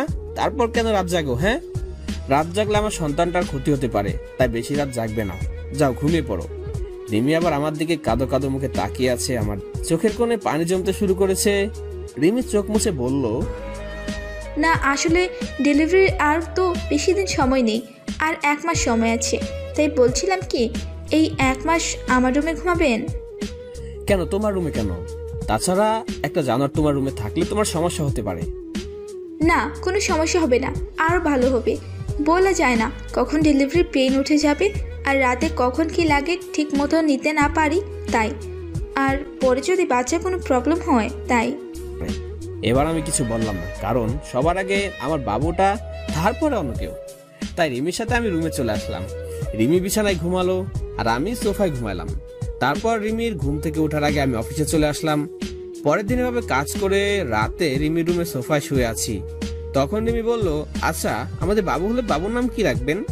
আমাদের বাবা মানে শুধু আমার সন্তান, ও কারণ না। আমার সন্তান আমার যেটা ভালো লাগবে সেটা নাম রাখবো, তোমার এ বিষয়ে মাথা না ঘামালেও চলবে। এখন ঘুমাও তুমি। রিমি এবার কান্না শুরু করে দিল। কিছুক্ষণ কান্না করতে করতে পরে ঘুমিয়ে পড়ে। এভাবে কেটেছে 1 মাস। এই 1 মাসে রিমি অনেক চেঞ্জ হয়ে গিয়েছে, আমার উপর অধিকার খাটানো শুরু করেছে। কিন্তু আমি রিমিকে সেই সুযোগ দিতাম না। প্রতিদিন সকালে নাস্তা করার জন্য ডাক দিত, কিন্তু আমি কোনো কিছু না বলে চুপ করে চলে আসলাম। এতে রিমি অনেক কষ্ট পেত। তারপর দুপুরে লাঞ্চ টাইমে প্রতিদিন আমাকে ফোন দেবে, আমি ফোন বন্ধ করে রাখতাম, আর না হয় রিসিভ করতাম না। একদিন অফিসে কাজ করেছি, তখন বাবা আমার কাছে দৌড় আসলো আর বলল যে রিমিকে নাকি হসপিটালে নিয়ে যাওয়া হয়েছে, ডেলিভারি পেইন উঠেছে। আর বাবা আর আমি তাড়াতাড়ি হসপিটালে চলে আসলাম। রিমিকে ডাক্তার ওটিতে নিয়ে গেছে, আর মা বাইরে বসে আছে। কিছুক্ষণ পর ডাক্তার বেরিয়ে আসলো আর বলল, আপনার ছেলে হয়েছে আর রিমিও ভালো আছে। আমার ছেলের কথা শুনে আজ আমি সবচেয়ে বেশি খুশি। আসলে বাবা হওয়ার যে কি আনন্দ, আর আমার কেমন অন্যরকম একটা অনুভূতি কাজ করে মনের মধ্যে। খুশিতে আমার 2 চোখ দিয়ে পানি বের হয়ে গেল। ডাক্তার সাহেব, আমি কি আমার ছেলের সাথে দেখা করতে পারি? অবশ্যই দেখা করতে পারবেন, কিন্তু সবাই নিজের বউয়ের কথা জানতে চায়, আর আপনি নিজের ছেলে কেন? একবার ওকে জিজ্ঞাসা করলেন না যে আপনার স্ত্রী কেমন আছে? ডাক্তারের কথা শুনে আমি চুপ হয়ে গেলাম, আর পাশে থাকা মা বাবা সবাই কেমন দৃষ্টিতে তাকিয়ে আছে আমার দিকে। মৃদু এসে কেবিনে চলে গেলাম আর আমার সন্তানের কাছে গেলাম। নিজের ছেলেকে দেখে কেমন যেন নিজেকে খুব বাচ্চা লাগছে। পাশে বেড়ে রিমি শুয়ে আছে, সেদিকে আমার কোনো মাথা ব্যথা নেই। আমার শুধু আমার ছেলেকে চাই। তারপর মা আর বাবা কেবিনে আসলো। মা রিমির পাশে গিয়ে বসলো, আর বাবা আমার কাছে এসে আমার ছেলের মাথায় হাত বুলিয়ে দিতে লাগলো। কিছুক্ষণ পর মা বাবা বাইরে চলে গেল। আমি এখন আমার ছেলের কাছে বসে আছি। কিছুক্ষণ পর রিমি বলল, আমার ছেলেকে আমার কাছে দাও, আমি তো এখনো ভালোভাবে দেখতে পারিনি। আমার মাথায় এবার প্রচন্ড রাগ উঠে গেল। কি বললে? তোমার ছেলে মানে? এটা শুধু আমার ছেলে, এর বাবাও আমি, মাও আমি, মনে থাকে যেন। আর কোনো অমানুষের বাচ্চা তোমার ছেলে হয় কিভাবে? তুমি একদম ওকে স্পর্শ করবে না, আমার ছেলেকে আমি দেখে রাখবো। তাই বলে আমি রিমিকে কিছু বলতে না দিয়ে বাইরে চলে আসলাম। রিমি কিছু বলতে চাইছিল, কিন্তু আমি তার আগে চলে এসেছি। অবশ্যই রিমি আমার কথা শুনে কান্না শুরু করে দিয়েছিল। কাঁদুক, তাতে আমার কি? এর থেকে 1000 গুণ কষ্ট আমি পেয়েছি। পুরো 1 বছর কষ্ট আমাকে তিলে তিলে শেষ করে দিয়েছে। তারপর বাইরে এসে সবকিছু ঠিকঠাক করে নিলাম। চট্টগ্রামের একটা টিকিট কাটলাম। তারপর আমার যা যা লাগে সবকিছু যাবতীয় জিনিস কিনে প্যাক করে নিলাম। আর 2টা চিঠি লিখলাম, একটা মায়ের জন্য আর একটা রিমির জন্য। আজ রাতে আমি সবকিছু ছেড়ে আমার ছেলেকে নিয়ে শহর ছেড়ে চলে যাব। তারপর আমি দুপুরের পরে আবার হাসপাতালে গেলাম। গিয়ে দেখি রিমির পাশে আমার ছেলে চুপটি করে শুয়ে আছে। এতে আমার রাগটা আরো বেশি হয়ে গেল। আমি তাড়াতাড়ি গিয়ে রিমির পাশ থেকে আমার ছেলেটাকে তুলে নিলাম। ওই, তোকে না মানা করেছে আমার ছেলেকে স্পর্শ করতে, তাও তুই কেন ধরেছিস? তুই কি ভুলে গেছিস আগে সেই কথা? তুই কি বলে গালাগালি দিয়েছিলি আমার ছেলেকে? তারপর তুই কিভাবে ওকে কোলে নিস? হ্যাঁ প্লিজ আহনাফ, আমাকে ক্ষমা করে দাও। আমি আমার ভুল বুঝতে পেরেছি। একটা মা হওয়া যে কত আনন্দের তা আমি জানতাম না। প্লিজ আমার ছেলের কাছ থেকে আমাকে দূরে সরিয়ে দিও না। তুমি যা বলবে আমি সব শুনবো, তবুও আমার ছেলেকে আমার কাছে ফিরিয়ে দাও। কেন সেদিন মনে ছিল না যেদিন আমার ছেলেকে আর আমাকে জানোয়ার, রাস্তার কুকুর, অমানুষ বলে গালিগালাজ দিয়েছিলি? তুই তো আমার ছেলেটাকে গালাগালি দিয়েছিস, কিন্তু তার বয়স তখন ছিল মাত্র 2 মাস। তার তখন জন্ম হয়নি, তখন তুই গালিগালাজ দিয়েছিলি। কোন মা তার নবজাতক ছেলেকে এভাবে গালিগালাজ দিতে পারে? তাই এর প্রতি তোর কোনো অধিকার নেই, মনে থাকে যেন। তাই বলে আমি ছেলেকে নিয়ে বাইরে একটা চেয়ারে বসে পড়লাম, আর এদিকে রিমি অঝোর ধারায় কান্না করতে থাকলো। তারপর বিকাল হতেই বাবা মা চলে আসলো হাসপাতালে। আমাকে ছেলে নিয়ে এভাবে বাইরে বসে থাকতে দেখে বাবা আমার কাছে আসলো। কি রে, কি হয়েছে?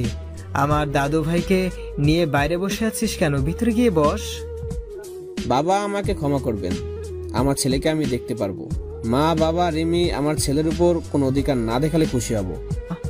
দেখো বাবা, এতদিন যা হয়েছে সব ভুলে যা, আবার নতুন করে শুরু কর তোরা। আর তাছাড়া এখন তোরা 2 জন না 3 জন। বাবা, তুমি ভুলে যেতে বলেছো? আমার জীবনে সবচেয়ে খারাপ কষ্টকর একটা বছর ভুলে যাব? কোনোদিন সম্ভব না বাবা। এতদিন আমাকে যেমন অবহেলা করে এসেছে, তেমনি আমি চাই না আমার ছেলেটাকে সবসময় আমার মতো অবহেলা নিয়ে বড় হোক। বাবা, তোমাকে আমার আর আমার ছেলেকে নিয়ে কোনো চিন্তা করতে হবে না, তুমি শুধু মায়ের শরীরের দিকে খেয়াল রাখবে। তাই বলে আমি আমার ছেলেকে নার্সের কাছে দিয়ে বাইরে চলে আসলাম। তারপর সারাদিন বাইরে কাটিয়ে দিলাম। আমার চট্টগ্রামের বাস ছাড়বে রাত 11:30। তারপর সোজা হাসপাতালে চলে গেলাম। গিয়ে দেখি রিমি ঘুমিয়ে আছে, আর তার হাতের পাশে আমার বাবুটা ঘুমিয়ে আছে। আমি বাবুটাকে কোলে নিয়ে তারপর সেখানে একটা চিঠি রেখে আমার ছেলেকে নিয়ে সোজা বাস স্ট্যান্ডে চলে আসলাম। আর আমার মার জন্য যে চিঠিটা, সেটা মা কাল সকালে পেয়ে যাবে। তারপর আমি ব্যাগপত্র নিয়ে বাসে উঠে পড়লাম, আর মোবাইল সিমটা খুলে ভেঙে বাইরে ফেলে দিলাম। আর সবাইকে ছেড়ে অনেক দূরে চলে যাচ্ছি, হয়তো কোনোদিন আর ফিরে আসা হবে না আমার প্রিয় শহর যশোরে। খুব কষ্ট হবে মা বাবাকে ছেড়ে, কিন্তু কি করব? আমার মা আমার কাছে থেকে 1 বছর কথা বলেনি, শুধু অবহেলা পেয়েছি। আর রিমিকে তো আমি ভালোবাসতাম, চেয়েছিলাম সবকিছু ভুলে আবার নতুন করে রিমির সাথে সংসার শুরু করব। কিন্তু রিমি আমার নবজাতক বাচ্চাকে অবহেলা করেছে, তার তো কোনো দোষ ছিল না। তাই আমি আর চাই না অবহেলা নিয়ে বেঁচে থাকতে। তাই অচেনা শহরে চলে আসলাম নতুন করে জীবন শুরু করার জন্য। পরের দিন সকালে রিমি ঘুম থেকে উঠে দেখে তার ছেলে নেই, আর সেখানে একটা চিঠি রাখা আছে। এদিকে সকালে আফনাফের মার কাছে একটা চিঠি পৌঁছে দিল একটা অচেনা ছেলে। আফনাফের মা চিঠি পড়তে লাগলো। মা, তুমি যখন আমার চিঠিটা পাবে তখন হয়তো আমি তোমাদের থেকে অনেক দূরে চলে এসেছি, নতুন করে জীবন শুরু করতে। মা, আমি জানি তোমাদের ছেড়ে থাকতে খুব কষ্ট হবে, কিন্তু তাও আমাকে মানিয়ে নিতে হবে। আমি যে 1 বছর তোমাদের কাছ থেকে অবহেলা পেয়েছি, সেটা আমি সহ্য করতে পারতাম না মা। খুব কষ্ট হতো, মাঝে মাঝে মনে হতে পৃথিবী ছেড়ে চিরতরে চলে যাই। কিন্তু আমি আমার ছেলের জন্য নিজের ক্ষতি করিনি, কারণ আমার যদি কিছু হয়ে যায় তাহলে আমার মতো আমার ছেলেটাকে এমন অবহেলা নিয়ে বড় হতে হবে। আর আপনজন অবহেলা করলে যে কত কষ্ট হয় শুধু আমি জানি। তাই আমি তোমাদের ছেড়ে অনেক দূরে চলে যাচ্ছি। আমি তো তোমার কাছে সে 1 বছর আগে মারা গেছি, তাই আর তোমাদের ছেলে বলে পরিচয় দিতে হবে না। আর আমার এই পাপী নোংরা চেহারা তোমাকে আর দেখতে হবে না। তাই আমি আমার ছেলেকে নিয়ে অনেক দূরে চলে যাচ্ছি মা, যেখানে কোনো অবহেলা নেই। যদি কোনোদিন ভুল করে থাকি তাহলে ক্ষমা করে দিও মা। ইতি তোমার অবহেলার পাত্র। মা চিঠিটা পড়া মাত্রই কান্না শুরু করে দিল, আর তাড়াতাড়ি উঠে হাসপাতালে যেতে লাগলো। এদিকে হাসপাতালে আফনাফের দেওয়া চিঠি পড়তে থাকলো। রিমি, তুমি হয়তো জানো না, তোমাকে 2 বছর আগে যে ভালোবাসতাম ঠিক এভাবে এখনো ভালোবাসি, কিন্তু আমার ভালোবাসা তুমি বুঝলে না। মনে করেছিলাম জেল থেকে বের হয়ে আবার তোমাকে বিয়ে করে দুজনে সুখী থাকবো, কিন্তু বিয়ে হলো, আমরা সুখী হতে পারলাম না। তুমি যদি চাইতে তাহলে আমাদের সংসারটা আজ অন্যরকম হতো, কিন্তু তুমি চাওনি, কারণ আমি যে একটা অমানুষ জানোয়ার। তাই তুমি তো একদিন বলেছিলে আমার গর্ভে কোনো অমানুষের বাচ্চা ধারণ করতে পারবো না, কিন্তু আমি তোমার প্রতি কৃতজ্ঞ যে তুমি আমার ছেলেটাকে গর্ভে ধারণ করেছো। আর তুমি যেদিন আমাকে ভুল বুঝে থাপ্পড় মেরেছিলে সেদিন যত কষ্ট পেয়েছিলাম, আর তুমি কি বলেছিলে আমাকে ক্ষমা করে দাও, আমি সেদিন রাগের মাথা উল্টাপাল্টা করে ফেলেছি। রিমি, তুমি কি জানো মানুষ রাগের মাথায় সবসময় সত্যি কথা বলে, আর তাই সেদিন তুমি যা বলছো হয়তো সব সত্যি। আর আমি তোমার জীবন নষ্ট করেছিলাম, আর সেই জীবন থেকে আমি চিরদিনের জন্য তোমার ছেলেকে নিয়ে চলে যাচ্ছি। তুমি তো একদিন বলেছিলে তোর মতো পাপী চেহারা আমি দেখতে চাই না, তাই আমি তোমার কথা রাখার জন্য চলে যাচ্ছি। আর আমার ছেলেকে আর কোনোদিন অমানুষ বলে গালিগালাজ করো না। তুমি পারলে যত খুশি আমাকে গালিগালাজ দিও, আমার ছেলেটাকে আমি কেমন ভাবে গড়ে তুলবো জানি না, কিন্তু তোমাদের মতো অবহেলা করব না। যেভাবে তোমরা আমাকে করেছো। তাই আমি চিরদিনের জন্য তোমাদের ছেড়ে চলে যাচ্ছি কোনো এক অজানা শহরে। যদি পারো আমাকে ক্ষমা করে দিও। ইতি একটা অমানুষ। রিমি আহনাফের চিঠি পেয়ে পাগলের মতো কান্না করতে থাকলো, আর আফনাফ বলে চিৎকার করতে থাকলো।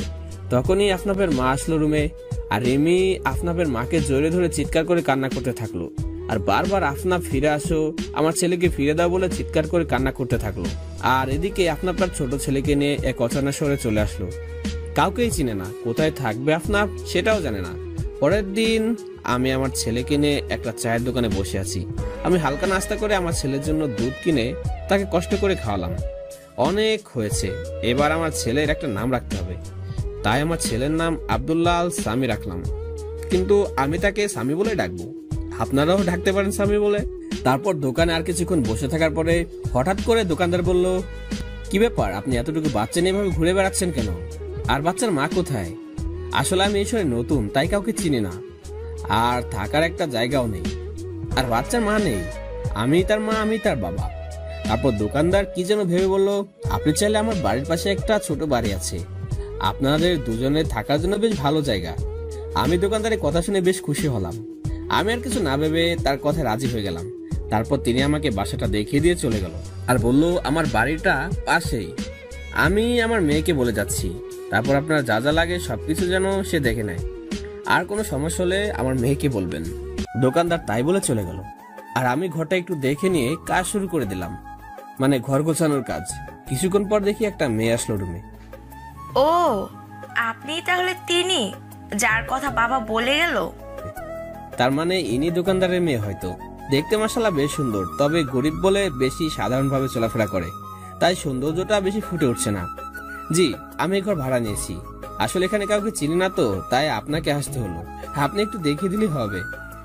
আরে, আপনি কোনো চিন্তা করবেন না, আপনার যা যা দরকার বলবেন, আমি দেখিয়ে দেব।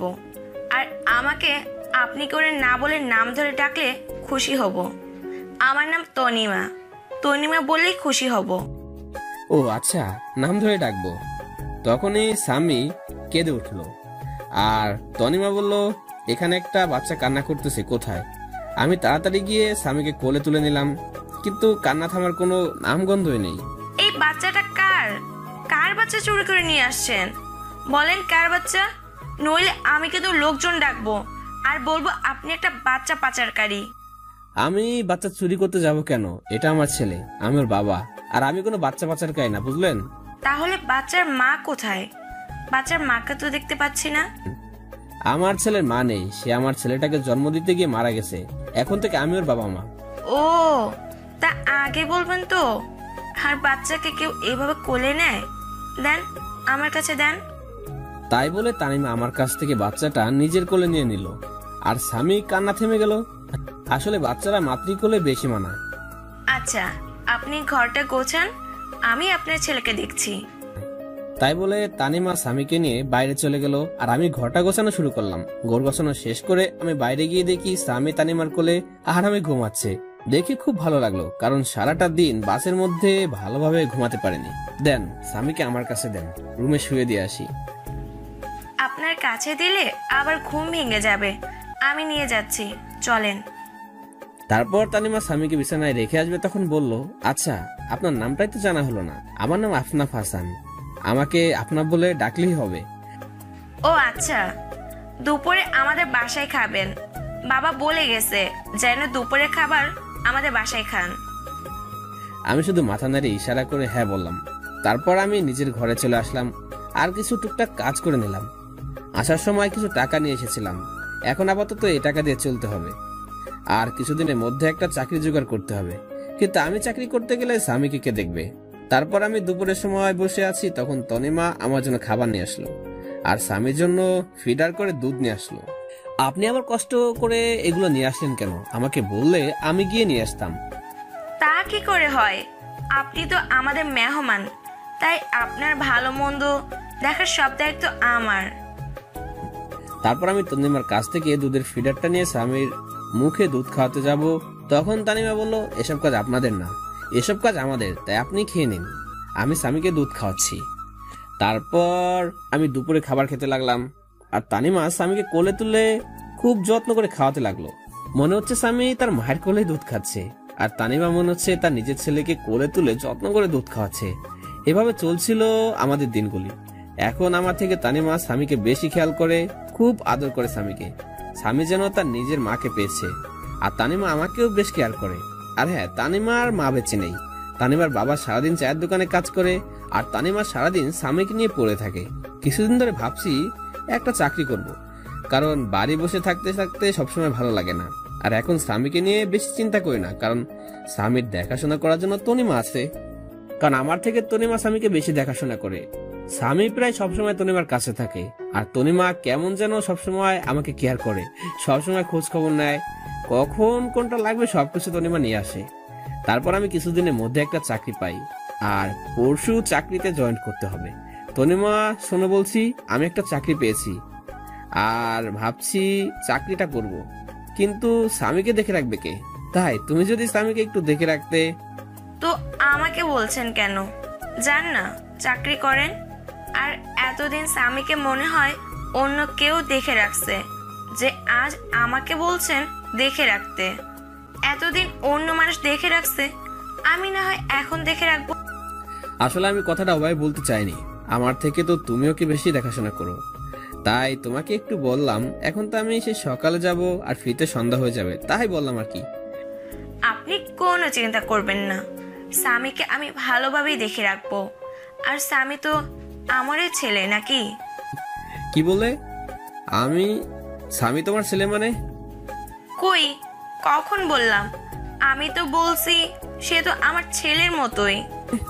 ও ঠিক আছে।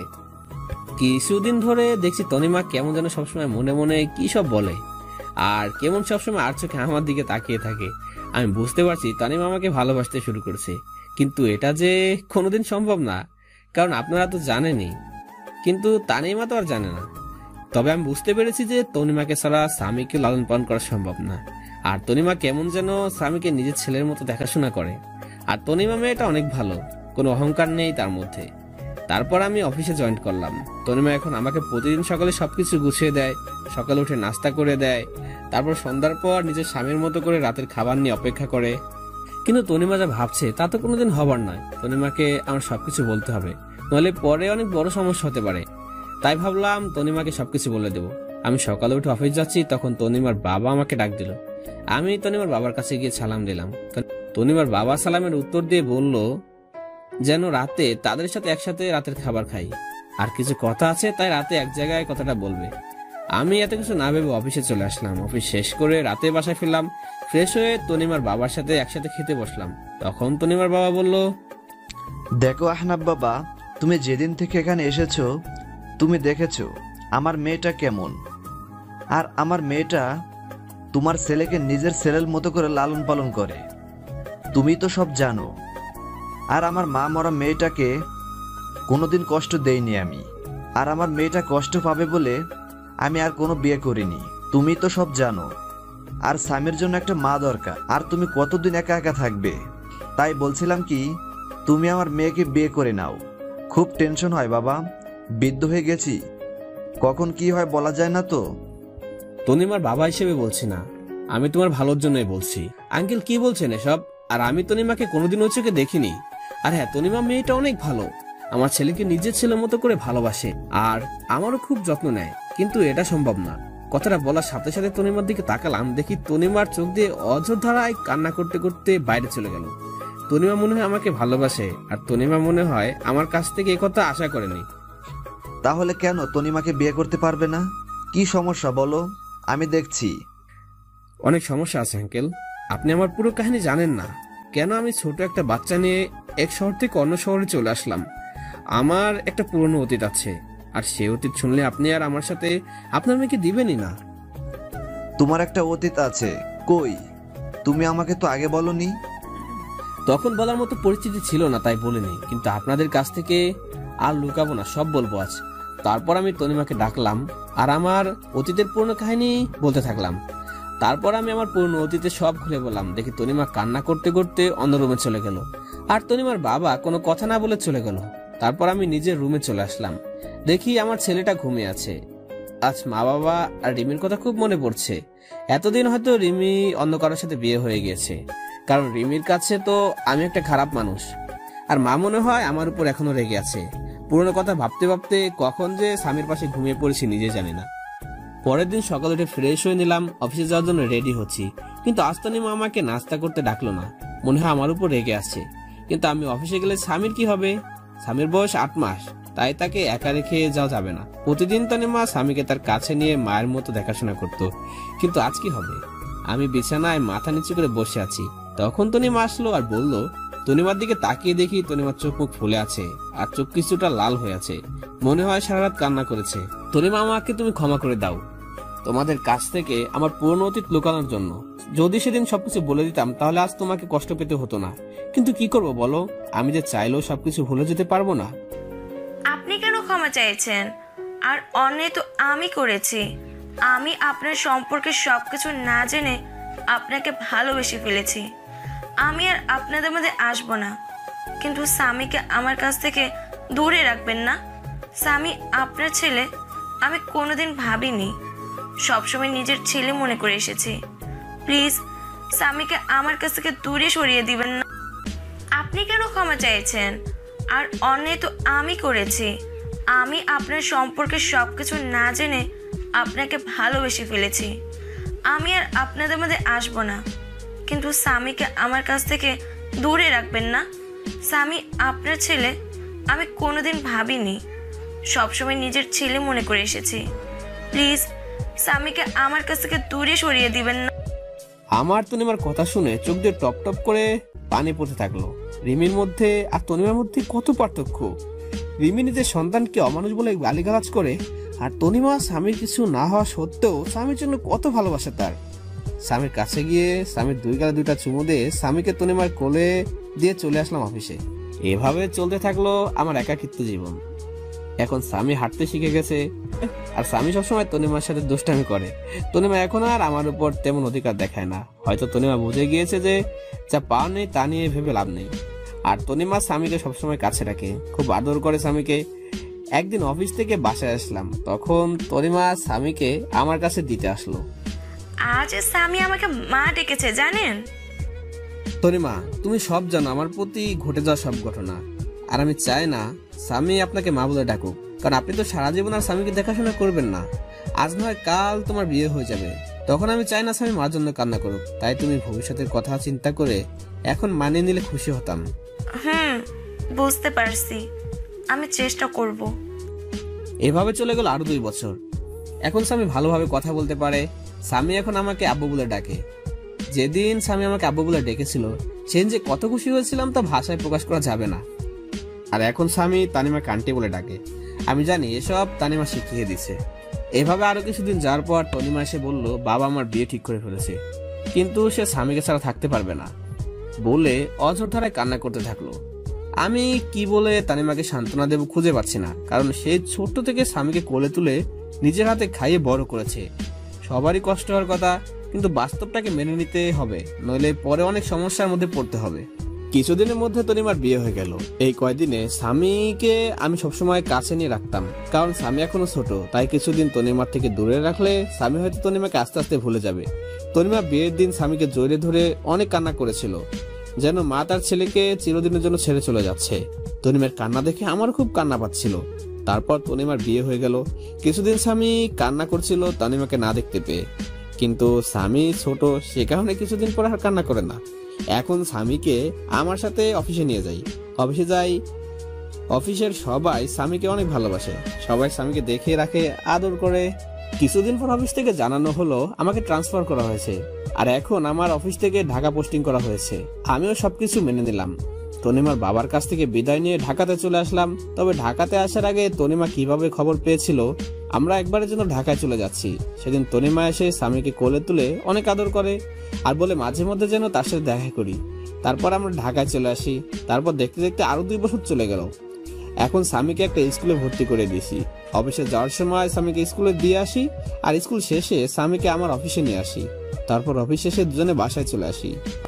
একদিন স্বামী বলল, আব্বু আব্বু তুমি জানো স্কুলে আমার সব বন্ধুরা তাদের আম্মুর সাথে আসে, তাদের আম্মু তাদের কত ভালোবাসে, কিন্তু আমার আম্মু নেই কেন?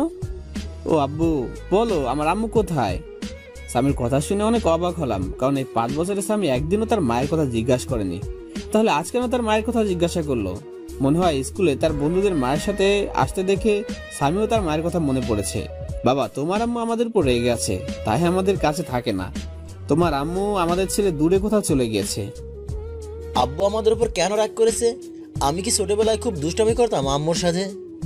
না বাবা, তোমার আম্মু আমার উপর রেগে চলে গিয়েছে। তোমার আম্মু ভালো না। আমার পিচ্চি বাবুটার কষ্ট বোঝে না, তাই তোমার আম্মু ভালো না। আব্বু, তুমি কি বলেছিলে যে আম্মু রাগ করে চলে গেছে? আমার একটা রাজকুমারের খুব দরকার ছিল, কিন্তু তোমার আম্মু আমাকে দিতে রাজি ছিল না, তাই তোমার আম্মু রাগ করে চলে গেছে। আব্বু, তাহলে তোমার আব্বু আম্মু কোথায়? তারা কেন আমাদের সাথে থাকে না? আমার আম্মু আব্বু আমাকে খুব ভালোবাসতো।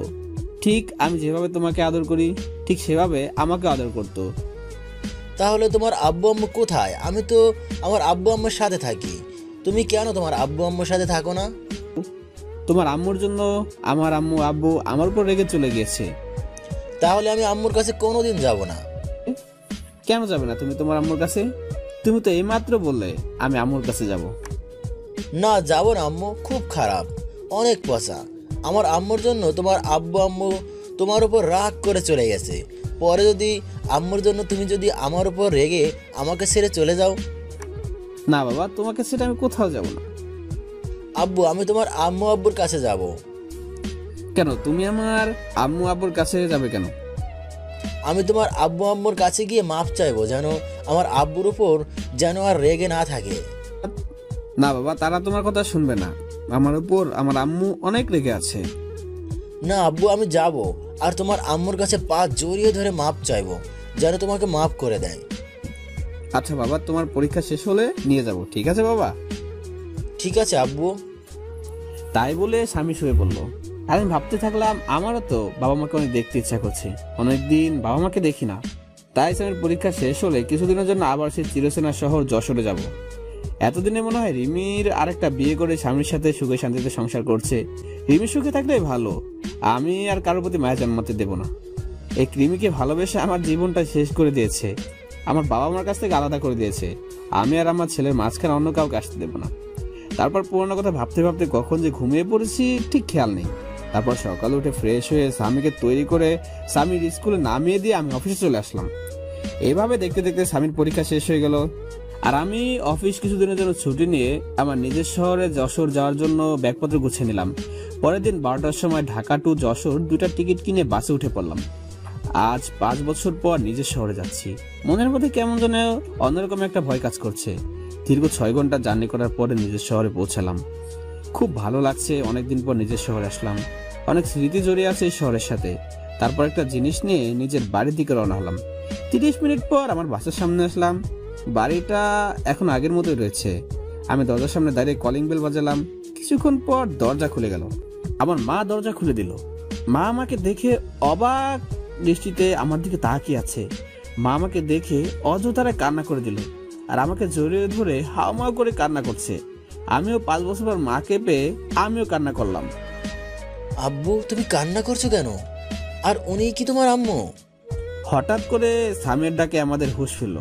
মা আমাকে ছেড়ে দিয়ে বলল, আমার দাদু ভাই? মাথা ঝাঁকানি দিয়ে ইশারা করে বললাম, হ্যাঁ। এবার মা নিশ্চয় হয়ে স্বামীর সামনে বসে পড়ল, আর সারা মুখে মাছুমতি থাকলো, আর জোরে ধরে কান্না করতে লাগলো। আর বলল, বাবা আহনাফ, আমাকে ক্ষমা করে দে বাবা, তোকে না বুঝে অনেক কষ্ট আর অবহেলা করেছে বাবা, আমাকে তুই মাফ করে দে। মা কি বলছো তুমি? ছেলের কাছে কি কোনো মা মাপ চায়? তুমি আমাকে মাফ করে দাও মা, এই 5 বছর তোমাদের ছেড়ে দূরে থাকার জন্য। তুমি কাঁদছো কেন আব্বুর আম্মু? তুমি আমার আব্বুর উপর এখনো রেগে আছো? আমার আব্বুকে তুমি মাফ করে দাও। না দাদু ভাই, তোমার আব্বুর উপর আমার কোনো রাগ নেই, তবে অনেক অভিমান রয়েছে। 5 বছর আমার কথা তার একবারও মনে পড়েনি। খুব অভিমান তোমার আব্বুর উপর। আমার উপরও কি রাগ আর অভিমান করে আছো তুমি? যদি রাগ থাকে তাহলে আব্বুর মতো আমাকেও মাফ করে দাও। না দাদু ভাই, তোমার উপর কোনো রাগ বা অভিমান নেই। তুমি তো আমার সোনা দাদু ভাই। তাহলে আজ থেকে আমি তোমাকে কি বলে ডাকবো? আমাকে দাদু ভাই বলে ডাকবে, কেমন? আচ্ছা দাদু ভাই, তাই বলবো। তারপর আমরা বাসার ভিতরে ঢুকে গেলাম। বাসাটা ঠিক আগের মতোই আছে, কিছু পরিবর্তন হয়নি, শুধু অবহেলাটা নেই। তারপর ব্যাগপত্র নিয়ে আমি আর স্বামী উপরের রুমে প্রবেশ করলাম। আর তখনই আমি বেশ অবাক হলাম, মানে প্রচন্ড অবাক হলাম, কারণ আমি কোনোদিন ভাবতে পারিনি রিমি এখনো থাকবে। হ্যাঁ, রিমি দেখি বিছানায় বসে আছে অন্যদিকে ফিরে। আমরা এসেছি হয়তো এখনো জানে না, কিন্তু রিমি এ বাড়িতে কেন? রিমিকে তো আমি মুক্ত করে দিয়েছিলাম, তাহলে রিমি কেন এখনো এ বাড়িতে পড়ে আছে? আব্বু চলো, দাঁড়িয়ে পড়লে কেন? স্বামীর কথা শুনে রিমি আমাদের দিকে ফিরল। আমাদের দেখে রিমি সাথে সাথে বিছানা থেকে লাফ দিয়ে নেমে পড়লো আর অবাক করা দৃষ্টিতে তাকিয়ে আছে আমার দিকে। রিমি আগের থেকে অনেক চেঞ্জ হয়ে গেছে, অনেক শুকিয়ে গেছে আর পাতলা হয়ে গিয়েছে। রিমি কিছু বলছে না, শুধু চোখের পানি টলমল করছে। রিমি এবার দৌড়ে এসে আমাকে জড়িয়ে ধরলো আর চিৎকার করে কান্না করতে থাকলো। রিমি আমাকে জড়িয়ে ধরে জোরে জোরে কান্না করছে আর আমার গালে হাত দিয়ে আমার কপালে দুই গালে দাড়িতে পাগলের মতো চুমু খেতে লাগলো আর শক্ত করে জড়িয়ে ধরে আছে। কোথায় ছিলে তুমি এই 5 বছর? তুমি চলে যাওয়ার পর তোমাকে পাগলের মতো খুঁজেছি। জানো, তুমি চলে যাওয়ার পরে আমি পাগলের মতো হয়ে গিয়েছিলাম। তোমাকে অবহেলা করতে করতে কখন যে ভালোবেসে ফেলেছি নিজেই জানি না। কিন্তু আমাকে কিছু না বলে দিয়ে আমাকে ছেড়ে চলে গেলে। খুব ভালোবাসি তোমাকে, প্লিজ আমাকে আর ছেড়ে চলে যেও না। রিমিকে এক ঝটকায় সরিয়ে দিলাম আর বললাম, কে আপনি? আর আমাকে এভাবে জড়িয়ে ধরে কান্না করছেন কেন? আর কি সব ভালোবাসার কথা বলছেন? আমি কাউকে ভালোবাসতাম না আর এখনো কাউকে ভালোবাসি না। রিমি আমার কথা শুনে যেন মনে হলো রিমির মাথায় আকাশ ভেঙে পড়েছে। রিমি আমার দিকে করুণ দৃষ্টিতে তাকিয়ে আছে। প্লিজ আহনাফ, আমাকে ক্ষমা করে দাও। আমি তোমাকে ছাড়া বাঁচতে পারবো না। আমাকে আর কষ্ট দিও না। তোমার দেওয়া কষ্ট আমি আর সহ্য করতে পারছি না। প্রতিদিন রাতে তোমার কথা ভেবে অনেক কান্না করতাম। তুমি আসবে বলে প্রতিদিন পথে থেকে চেয়ে থাকতাম।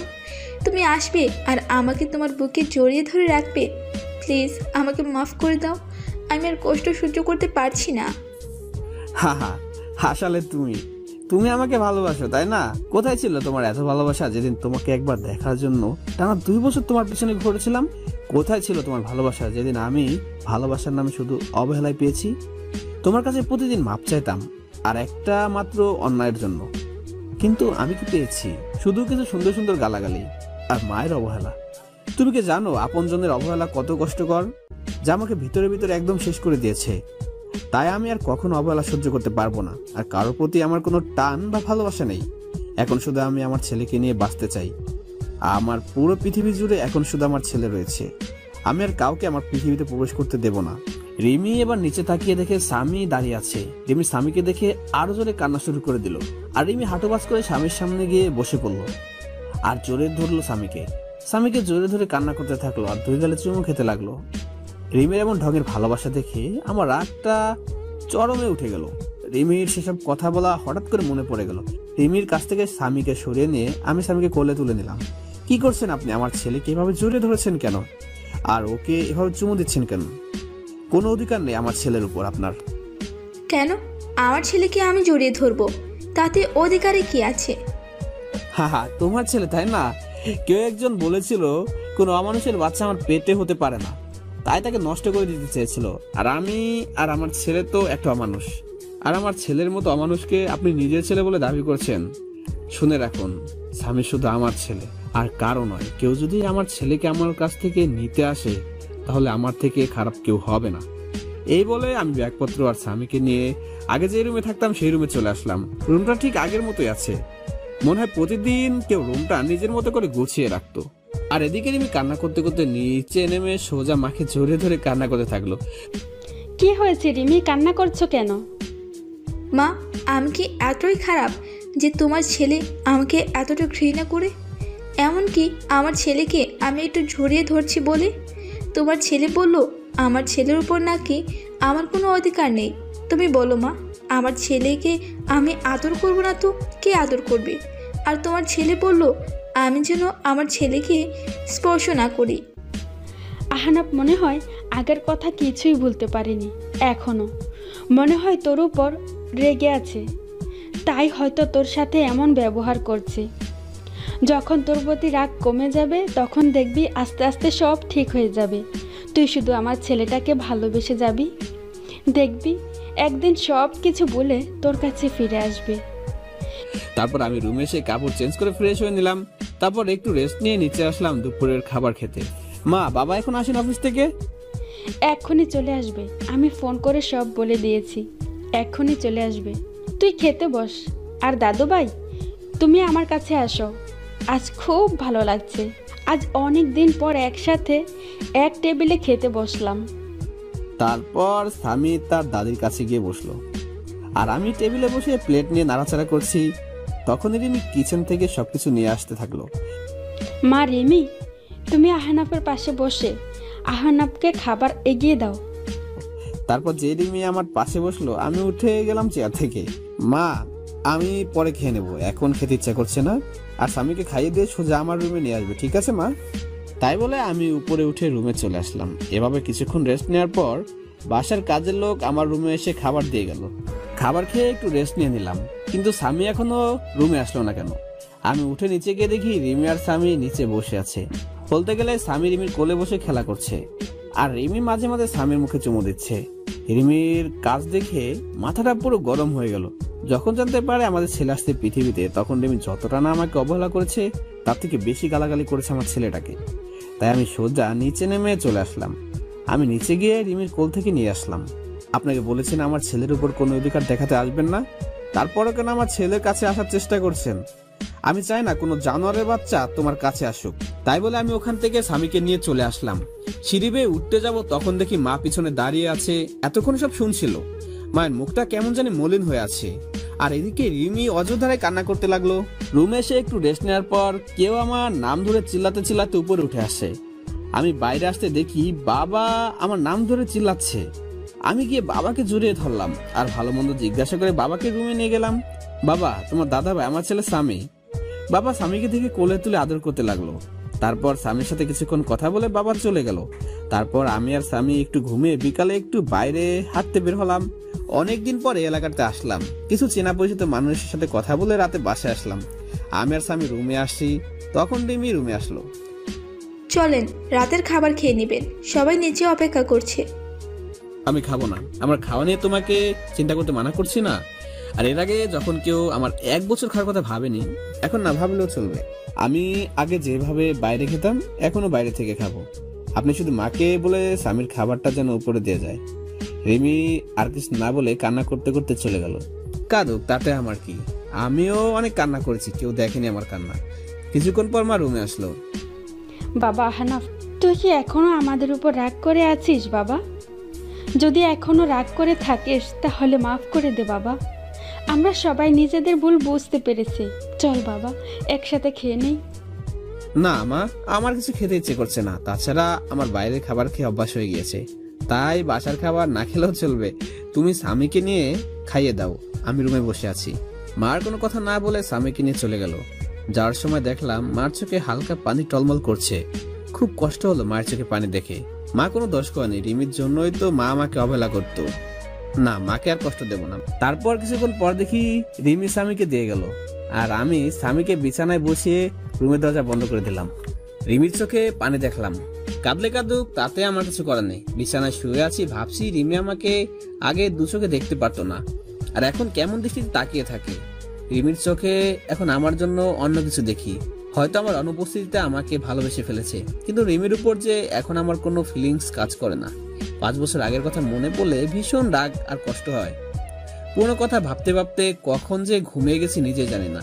পরের দিন সকালে ঘুম থেকে উঠে দেখি স্বামী বিছানায় নেই। আমি তাড়াতাড়ি বিছানা থেকে উঠে চোখ মুছতে মুছতে নিচে এসেছি। স্বামীকে সুন্দর পোশাক পরে নিজের কোলে তুলে খুব সুন্দর করে নিজের হাতে খাইয়ে দিচ্ছে, আর তারা কথা বলছে। বাবা, তোমার এতদিন মায়ের কথা মনে পড়েনি? খুব মনে পড়তো। আম্মু আমার স্কুলের সব বন্ধুদের সাথে মা স্কুলে নিয়ে যেত, আবার নিয়ে আসতো। খুব মন খারাপ হতো তখন। কিন্তু আব্বু যেই মায়ের কথা বললাম, তখন আব্বু বলতো আমার নাকি কোনো মা নেই, আমার মা নাকি খুব পচা। আমাকে আর আব্বুকে অনেক গালাগালি করতো আর অবহেলা করতো। কিন্তু আম্মু, তুমি তো অনেক ভালো আম্মু, তাহলে আব্বু ওরকম কথা বলতো কেন যে তুমি অনেক খারাপ, পচা? স্বামীর কথা শুনে রিমির মুখটা মুহূর্তেই ফ্যাকাশ হয়ে গেল। কারণ সে নিজেই তো তার ছেলেকে আর আহনাবকে অনেক গালিগালাজ আর অনেক খারাপ ভাষায় কথা বলেছে। আর দাঁড়িয়ে না থেকে রিমির সামনে চলে গেলাম। এই যে মিস ভদ্রমহিলা, আপনার লজ্জা করে না পরের ছেলেকে আদর করতে? আর আমাদের মতো পাপী নোংরা মানুষকে স্পর্শ করলে আপনার আবার সমস্যা হবে। আর আমি তোমাকে না বলছি আমাকে না বলে কোথাও যাবে না? তাহলে কেন এখানে আসছো? আর আমি বলছি না তোমার আম্মু নাই? তাহলে কেন এই মহিলাকে আম্মু বলছো? আর যেন কোনোদিন তোমাকে আম্মু বলতে না দেখি, মনে থাকবে? আর আমি তোমার আব্বু আম্মু, মনে থাকে তো? আব্বু, কিন্তু এই আম্মুটা বলেছে আমি নাকি তোমার আম্মু, তাই আমি আম্মু বলে ডেকেছি। আর এই আম্মু আমায় অনেক ভালোবাসে আর আদর করে, আমি আম্মুর বলে ডাকি। চুপ, একদম চুপ। আর একবার আম্মু বললে তোমাকে একটা থাপ্পড় মারবো। স্বামী আমার ঝাড়ি শুনে ভয় পেয়ে গেল আর কান্না করতে লাগলো। প্লিজ স্বামীকে বকবে না, ওর কোনো দোষ নেই। আমি ওকে জোর করে নিয়ে আসছি। আর ওকে কেন পাপী নোংরা বলছেন? ও তো একটা ছোট বাচ্চা। এই কথাটা আজ থেকে 5 বছর আগে আমার ছেলেকে বলেছিল। তখন সে একদম বাচ্চা ছিল, একদম নিষ্পাপ ছিল। এতটাই নিষ্পাপ ছিল যে তার তখনও জন্ম হয়নি। তখন থেকে সে অন্যায়ভাবে নিয়মিত অমানুষ, পাপী, জানোয়ার বলে অস্বীকৃতি পেয়েছে। আমার কথা শুনে রিমি এবার মাথাটা নিচু করে জোরে জোরে কান্না করতে করতে ফ্লোরে বসে পড়লো আর কান্না করতে থাকলো। আমি স্বামীকে নিয়ে চলে আসলাম উপরে। স্বামী কান্না করতে করতে আমার কাঁধের উপর ঘুমিয়ে পড়েছে। আমি স্বামীকে বিছানায় রেখে ফ্রেশ হতে চলে গেলাম।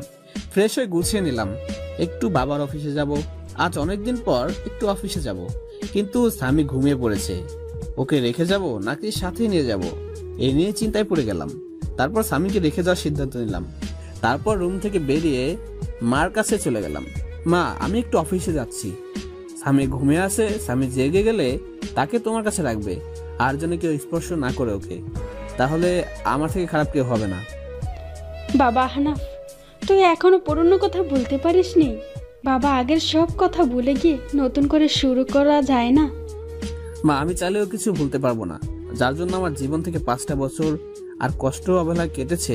5 বছর আমার বাবা মার সাথে সম্পর্ক বিচ্ছিন্ন ছিল। একটা নিষ্পাপ শিশু 5 বছর তার মায়ের আদর থেকে বঞ্চিত হয়েছে। কিভাবে আমি সবকিছু ভুলে যাব মা, বলো তুমি? এখন আসতে চাইতাম না, শুধু স্বামী তোমাদের দেখবে বলে এসেছি এখানে। আর যদি তোমরা মনে করো আমি এসে তোমাদের আবার বিরক্ত করছি, তাহলে একবার বল, আমি এখনই চলে যাবো চিরদিনের জন্য। না বাবা, যাস না। তুই যেভাবে থাকিস আমরা আর কিছুই বলবো না, কিন্তু আমাদের ছেড়ে যাস না। আর কত কষ্ট দিবি এই মাটাকে? কোনো কথা না বলে চলে আসলাম ওখান থেকে। তারপর সোজা অফিসে চলে আসলাম। অফিসে সবার সাথে বেশ আড্ডা দিলাম। যারা নতুন স্টাফ তাদের সাথে পরিচয় হয়ে নিলাম। তারপর দুপুরে বসেছিলাম, লাঞ্চ করার সময় হয়ে গিয়েছে। আমি নিজের ডেস্কে বসে আছি, তখন বাবা আসলো আর বলল, চল আহনাফ, লাঞ্চ করে আসি। কিন্তু আমি যেতে চাইলাম না, শুধু স্বামীর জন্যই বাসায় আসলাম। বাবা কলিং বেল বাজালো। কিছুক্ষণ পর মা এসে দরজা খুলে দিল। আমি ভিতরে ঢুকে দেখি স্বামী আর রিমি দুজনে হেসে হেসে খেলা করছে আর দুষ্টামি করছে। রিমি আমাকে আসতে দেখে রিমি স্বামী থেকে দূরে সরে গেল। মনে হয় কিছুটা ভয় পাইছে। আমি আর কিছু বললাম না, কারণ এখানে বাবা রয়েছে। চুপচাপ স্বামীকে নিয়ে উপরের রুমে চলে আসলাম। কিছুক্ষণ পর রিমি রুমে আসলো। আপনাকে নিচে ডাকছে দুপুরে খাবার খেতে, সবাই নিচে বসে অপেক্ষা করছে। আমি খাবো না, ক্ষুধা নাই, বাইরে থেকে খেয়ে নিব। আপনি চলে যান সামনে থেকে। কেন বাইরে খাবেন কেন? আপনার জন্য খাবার তৈরি করা হয়েছে তো। এসব ঢং বাদ দেন। এতদিন কোথায় ছিল আপনার এসব ঢং? যত সব ঢং দেখলে বাঁচি না। আর একটা কথা, আপনাকে না বলা হয়েছে স্বামী থেকে দূরে থাকবেন? কারণ আমি কিছুদিনের জন্য এখানে এসেছি, আবার কিছুদিন পর কাউকে না বলে হঠাৎ করে হারিয়ে যাব। তাই স্বামীর সাথে বেশি কথা বলবেন না, পরে সমস্যা হবে। তখন বারবার আপনার কাছে যাইতে চাইবে, আর সেটা কোনোদিন সম্ভব না। আর আমি বিকালে উকিলের কাছে যাব, কারণ 5 বছর আগে যে কাগজ করতে চেয়েছিলাম সেটা এখন করব। মানে আপনাকে ডিভোর্স দিয়ে চিরদিনের জন্য মুক্ত করে দেব। রিমি এবার দৌড়ে এসে আমার পা জড়িয়ে ধরলো আর বলল, প্লিজ আহনাফ, একবার আমাকে ক্ষমা করে দাও। আর কষ্ট দিও না, অনেক কষ্ট সহ্য করেছি, আর পারছি না। তুমি যদি চলে যাও তাহলে যাবার আগে আমাকে খুন করে চলে যাবে, কারণ তোমাকে আর আমার ছেলেটাকে ছাড়া আমি আর বাঁচতে পারবো না। তুমি চলে যাবার আগে আমাকে তোমার হাত দিয়ে খুন করে চলে যাবে, তাহলে আমাকে আর কোনোদিন কষ্ট পেতে হবে না। রিমির কান্না দেখে আমার খুব খারাপ লাগলো, খুব কষ্ট হতে লাগলো। কারণ রিমিকে তো আমি পাগলের মতো ভালোবাসতাম, এখনো ভালোবাসি, কিন্তু আমার রাগ আর অভিমানের কাছে আমার ইগোটা বারে বারে হার মেনে যায়।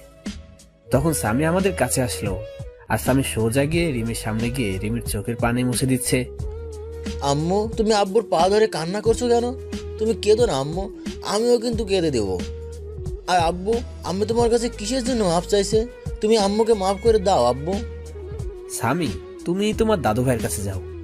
আর তুই আমার ছেলেটাকে নিজে করে নিয়েছিস, যে তোর হয়ে কথা বলছে। তোকে ক্ষমা করে দিতে পারি, তাহলে আমার জীবন থেকে 5 বছর ফিরিয়ে দে, যেখানে আমি প্রতিনিয়ত অবহেলা পেয়েছি। তোর কারণে আমি 5 বছর বাবা মার থেকে দূরে থেকেছি। তোর কারণে মায়ের কাছ থেকে যে অবহেলা পেয়ে প্রতি রাতে কান্না করেছি, কষ্টে বুকটা ফেটে চিৎকার করে কান্না করতাম। দিতে পারবি সেই চোখের পানি? তোর জন্য আমার ছেলেটা মায়ের আদর থেকে 5 বছর বঞ্চিত ছিল। ফিরে দিতে পারবি আমার জীবনের সবচেয়ে কালো অধ্যায়? রিমি কোনো কথা না বলে ফ্লোরে বসে কান্না করছে। আমি রুম থেকে চলে আসলাম বাইরে। তারপর স্বামীকে নিয়ে বাসা থেকে বের হয়ে গেলাম। ভীষণ রাগ হচ্ছে রিমির উপর। যখন আমাদের গর্বে ছিল তখন মনে ছিল না এসব কথা। যত সব আহ্লাদি দেখলে বাঁচি না। তারপর সোজা ভালো একটা উকিলের কাছে আসলাম, যেন 20 দিনের মধ্যে ডিভোর্স পেপার রেডি হতে পারে। তারপর উকিলের সাথে কথা বলে বাইরে চলে আসলাম। রাত 9টার সময় আমি আর স্বামী বাইরে থেকে কিছু খাবার খেয়ে রাতে বাসায় আসলাম, কারণ স্বামীকে আবার বেশি রাত পর্যন্ত বাইরে রাখা যাবে না। তাই বাসায় চলে আসলাম। বাসায় এসে রুমে একটু রেস্ট নিচ্ছি, তখনই রিমি আসলো আমার রুমে। আম্মু রাতের খাবার খাওয়ার জন্য ডাকছিল, আপনি আসবেন না? না, আমি আর স্বামী বাইরে থেকে খেয়ে এসেছি। এখন আমরা কেউ ডিনার করব না। আর আপনাকে না মানা করছি আমাদের উপর কোন রকম অধিকার ফলাবেন না। তাও আপনার লজ্জা করে না? কেন বারবার নির্লজ্জের মতো আমার রুমে আসছেন? হ্যাঁ, রিমির চোখ দুইটা পানিতে টলমল করছে, এখনই মনে হয় পানি ছেড়ে দেবে। স্বামীকে কেন বাহিরের খাবার খাওয়ালেন? ও তো এখনো ছোট, বাহিরের খাবার খাইলে শরীর অসুস্থ করবে। কেউ একদিন আমাদের বলেছিল রাস্তার কুকুর, আর রাস্তার কুকুররা বাইরে খাবার খাইলে কিছু হবে না। আর এই 5 বছরে আমরা বাইরের খাবার খাই। তাই আপনি বেশি অধিকার না দেখিয়ে নিজের মতো থাকেন।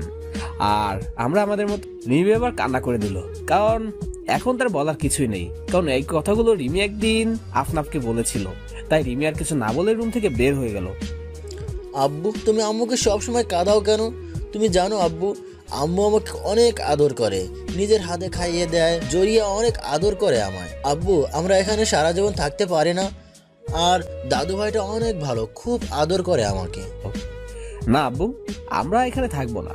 আমরা যদি এখানে থাকি তাহলে তোমার কাছ থেকে আমাকে আলাদা করে দেবে ওরা। তুমি কি চাও বাবা যে আমি তোমার কাছ থেকে দূরে সরে যাই? না আব্বু, তুমি আমাকে রেখে চলে যেও না, আমি তোমার কাছেই থাকবো। কিন্তু আমরা যে কয়দিন এখানে আছি সেই কয়দিন আমি আম্মুর কাছে একটু আদর পেয়ে নিই। স্বামীর কথা ভেবে কি বলবো কিছু বুঝতে পারছি না।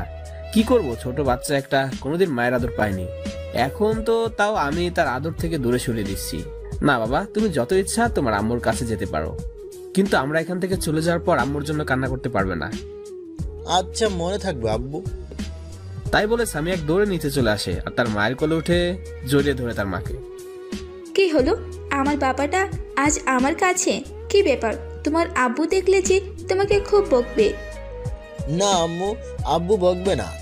আব্বুই তো তোমার কাছে আসতে বললো, আর তোমার কাছ থেকে যেন আদরগুলো নিয়ে নিই।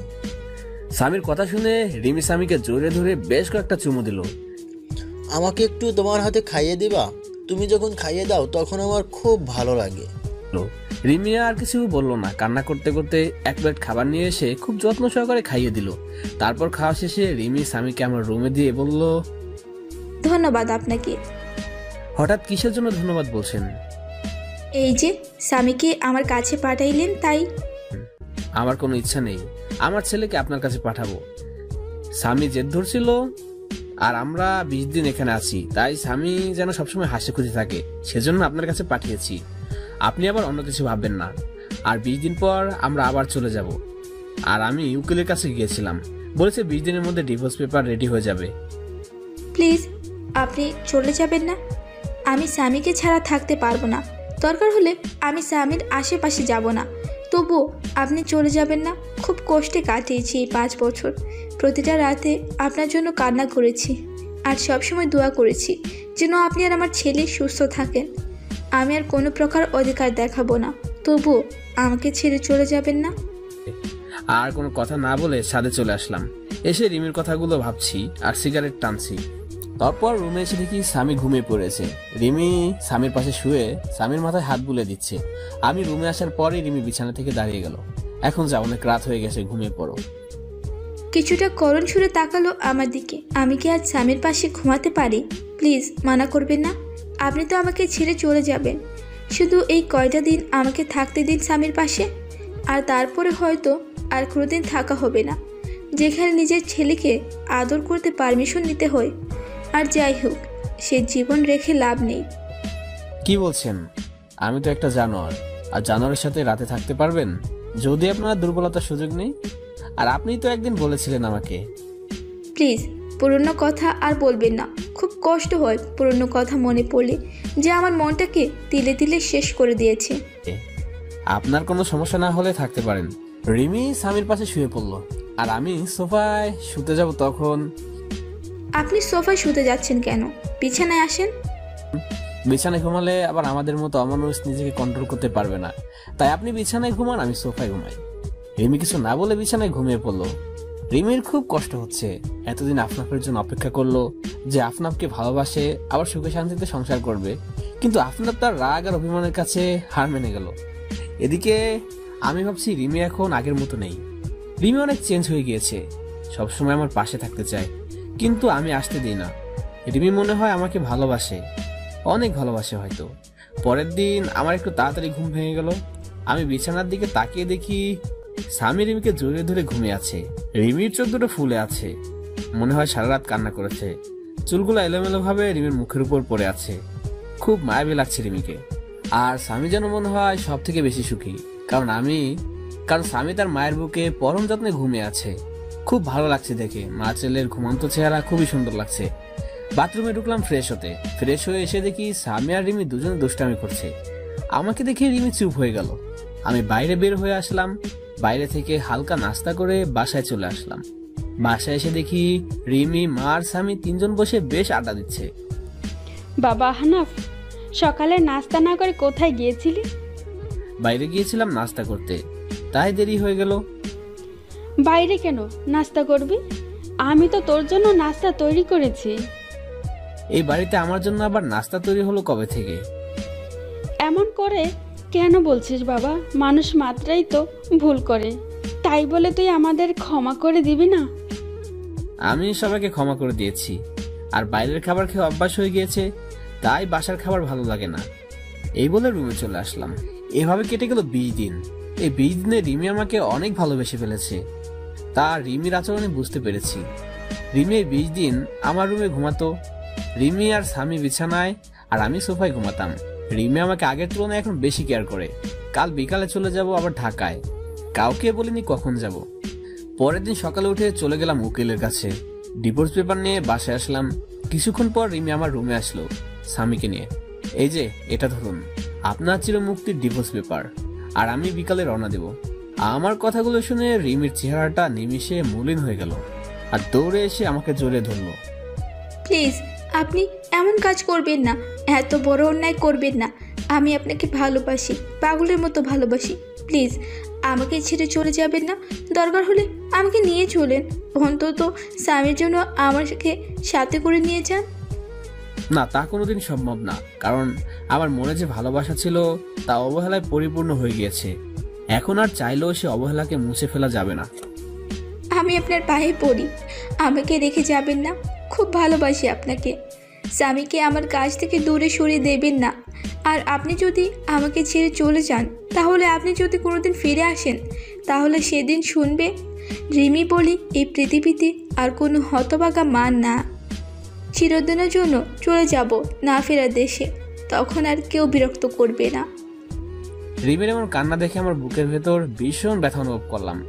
রিমি পাগলের মতো আমার পা ধরে কান্না করতে লাগলো। রিমির থেকে ছাড়িয়ে ছাদে চলে আসলাম, আর ভাবতে থাকলাম এখন আমি কি করব। এদিকে রিমির ভালোবাসা, অন্যদিকে বাবা মা, আর স্বামীকে তার মায়ের থেকে বঞ্চিত করা। কি করব কিছুই ভেবে পাচ্ছি না। আর যদি রিমি সত্যি সত্যি কিছু করে ফেলে, তখন স্বামীকে কি উত্তর দেব? সারা জীবন স্বামীর কাছে অপরাধী হয়ে থাকবো? আর কিছু ভাবতে পারছি না। পত্র গুছিয়ে বাস স্ট্যান্ডে চলে আসলাম। আসার সময় মা আর রিমি পাগলের মতো কান্না করছিল, কাউকে ছেড়ে আসতে ইচ্ছা করছিল না। বাসের জন্য বাস স্ট্যান্ডে বসে আছি, তখন হঠাৎ করে ফোনটা বেজে উঠলো। ফোন হাতে নিয়ে দেখি বাবার নম্বর। আমি ফোন রিসিভ করলাম। তারপর বাবা যা বললো সেটা শোনার জন্য আমি কোনো আশা করিনি। বাবা আহনাফ, তুই যেখানে থাকিস তাড়াতাড়ি হাসপাতালে চলে আয়। কেন বাবা, কি হয়েছে? মায়ের কি কোনো কিছু হয়েছে? না, তুই চলে যাওয়ায় রিমি পাগলের মতো চিৎকার করে কান্না করছিল। তারপর রিমি দৌড়িয়ে তার রুমে গিয়ে দরজা আটকে দেয়। রিমি আত্মহত্যা করার চেষ্টা করেছিল। তুই তাড়াতাড়ি হাসপাতালে চলে আয়। তাই বলে বাবা ফোনটা কেটে দিল। আমি বাবার কথা শুনে বাস স্ট্যান্ড থেকে একটা বেঞ্চে বসে পড়লাম। রিমি সেদিন বলেছিল যে আমি যদি চলে যাই তাহলে সেই পৃথিবী ছেড়ে চিরদিনের জন্য চলে যাবে, কিন্তু আমি রিমির কথা বেশি গুরুত্ব দেইনি। রিমির কথা ভাবতে ভাবতে চোখ দিয়ে কয়েক ফোঁটা পানি বের হলো। তাড়াতাড়ি ব্যাগ নিয়ে আমি আর স্বামী সোজা হাসপাতালে চলে আসলাম। হাসপাতালে এসে দেখি মা বাবা বসে আছে। আমি যা মাত্রই মা আমাকে একটা ঠাস করে চড় মারলো। তোর জন্য মেয়েটা আর কত কষ্ট পাবে, তুই এত পাষাণ কিভাবে হলি? এখন তোকে আমার ছেলে বলতেও ঘৃণা করছে। একজন মায়ের কাছ থেকে তুই তার বাচ্চা নিয়ে দূরে সরে গেছিস। তুই জানিস এটা কোনো মা সহ্য করতে পারবে না। মেয়েটা প্রতি রাতে তোর জন্য কত কান্না করেছে জানিস? প্রতিদিন আমাকে জড়িয়ে প্রচুর কান্না করতো আর বলতো, মা তুমি আমার ছেলে আর স্বামীকে ফিরিয়ে দিতে। কিন্তু আমি কিছু বলতে পারতাম না। আজ যদি আমার মেয়েটার কিছু হয়ে যায় তাহলে চিরদিনের জন্য আমাকেও হারাতে হবে। মায়ের কথা শুনে মাথা নিচু করে কান্না করছি। প্রচুর কষ্ট হচ্ছে রিমির এই অবস্থা দেখে। আর যদি রিমির কিছু হয়ে যায় তাহলে আমি সারা জীবন নিজেকে ক্ষমা করতে পারবো না। আর স্বামীকে কি বলবো, আমার জন্য তার মায়ের পৃথিবী থেকে চলে গেছে। খুব কান্না পাচ্ছে, বাবাকে জোরে ধরে কান্না করতে থাকলাম। কিছুক্ষণ পর ডাক্তার বের হয়ে আসলো। আমি দৌড়ে ডাক্তারের কাছে গেলাম। ডাক্তার, আমার রিমি এখন কিরকম আছে? কি হলো ডাক্তার সাহেব, কথা বলছেন না কেন? কি হয়েছে আমার রিমির? দেখুন, আমরা আমাদের বেস্ট চেষ্টা করেছি, কিন্তু জ্ঞান না ফেরা পর্যন্ত কিছু বলতে পারছি না। আমি কি একটু দেখা করতে পারি রিমির সাথে? না, এখন দেখা করা সম্ভব না। জ্ঞান ফিরলে কেবিনে দেওয়া হলে তখন দেখা করতে পারবে। স্বামীকে জোরে ধরে কান্না করে দিলাম। আমি যদি রিমিকে মেনে নিতাম তাহলে আজ এই দিনটা দেখতে হতো না। আজ আমি আমার অভিমান আর ইগোর জন্য রিমিকে চিরতরে হারিয়ে ফেলবো? না, এ হতে পারে না। রিমি আমাকে ছেড়ে চলে যেতে পারে না। আস্তে আস্তে মায়ের কাছে গেলাম। মায়ের সামনে হাঁটু গেড়ে বসে বললাম, মা আমাকে তুমি ক্ষমা করে দাও। আজ আমার জন্য রিমির এই অবস্থা। খুব কষ্ট হচ্ছে মা। মা তুমি রিমিকে বলো তোমার স্বামী তোমার কাছে চলে এসেছে। তুমি রিমিকে উঠতে বলো মা। কান্না করে বললাম। মা আমার মাথায় হাত বুলিয়ে দিয়ে বলল, কিছু হবে না তোর রিমির, দেখি সব ঠিক হয়ে যাবে। এভাবে কান্না করিস না, শক্ত হ বাবা। 17 ঘন্টা পর রিমির জ্ঞান ফিরলো আর রিমিকে পাশের একটা কেবিনে শিফট করলো। তারপর ডাক্তার সাহেব আমাদের একজন একজন করে দেখা করতে বললো। প্রথমে মা দেখা করতে গেল। কিছুক্ষণ পর মা বের হয়ে আসলো। তারপর আমি আর স্বামী গেলাম রিমির কাছে। রিমি আমাকে দেখে মুখ অন্যদিকে ঘুরে নিল। আমি গিয়ে রিমির একটা হাত শক্ত করে ধরলাম। তুমি চিরদিনের জন্য চলে যেতে চাইছিলা তাই না? তুমি চলে গেলে তোমার ছেলের মা হবে কে? তোমার ছেলেকে আদর করবে কে? তুমি চলে গেলে স্বামী মা বলে ডাকবে কাকে? তুমি চলে গেলে এই অমানুষকে মানুষ করবে কে? আমাদের কথা একবারও ভাবলে না তুমি? তুমি চলে গেলে আমার মা বাবাকে দেখে রাখবে কে? একবার আমাদের কথা ভাবনি তুমি? আমি চলে গেলে কারোর কি যায় আসে? ছেলে থাকতে ছেলেকে ঠিকভাবে কাছে টানতে পারি না। স্বামী থাকতে আমি একজন স্বামীহারা, তাই আমি আর বাঁচতে চাই না। তুমি জানো, তুমি যেদিন আমার দুধের বাচ্চাকে নিয়ে চলে গিয়েছিলে সেদিনই আমি মরে যেতে ইচ্ছে করছিল। আমি আমার নিজের গর্ভের ছেলেকে গালাগালি করছি, প্রতিটা রাতে কান্না করছি যে আমি একজন মা হয়ে কিভাবে আমার সন্তানকে অবহেলা করছি। তাই আমি আর বেঁচে থাকতে চাই না, যেখানে সব থাকতেও আমি একজন হতভাগী। এই যে তোমার স্বামী আর তোমার ছেলে তোমার কাছে ফিরে এসেছে, আর কোনদিন তোমাকে ছেড়ে যাবে না, আর তোমার কাছ থেকে তোমার ছেলেকে আলাদা করবে না। এখন থেকে দুটো অমানুষকে মানুষ করার দায়িত্ব তোমাকে দিলাম। কি পারবে না মানুষ করতে? এই একদম আমার স্বামী আর ছেলেকে অমানুষ বলবে না। আর একবার যদি ওই কথা বলো তাহলে দেখে নিও আমি তোমাকে মার্ডার করে দেব। ওকে মহারানী, আর বলবো না, কিন্তু একটা বিষয় আমাকে খুব ভাবাচ্ছে। কি বিষয়ে ভাবছো তুমি দেখি? আমার স্বামীটা কি নিয়ে এত চিন্তা করছে? বিষয়টা হলো তুমি কি খেয়ে আত্মহত্যা করতে গিয়েছিলে যে বেঁচে গেলে? শুনলাম নাকি ফিনাইল খেয়েছিলে। ফিনাইল খাইলে কেউ মরে নাকি? বাথরুমের হারপিক খাইলে মনে হয় এত সময় সোজা উপরে উঠে যেতে। আচ্ছা সমস্যা নেই, এবার থেকে আত্মহত্যা করতে চাইলে আমাকে বলবে, আমি হারপিক নিয়ে আসবো। কুত্তা, তুই আমাকে নিয়ে মজা করছিস? আজ তারা তোকে আমি মেরে ফেলবো। তাই বলে রিমি আমাকে মারতে লাগলো। তারপর আমি রিমিকে জড়িয়ে ধরলাম আর রিমি আমাকে শক্ত করে জড়িয়ে ধরে আমার বুকে মাথা রাখলো। মনে হচ্ছে রিমি তার সবচেয়ে নিরাপদ জায়গা পেয়ে গিয়েছে।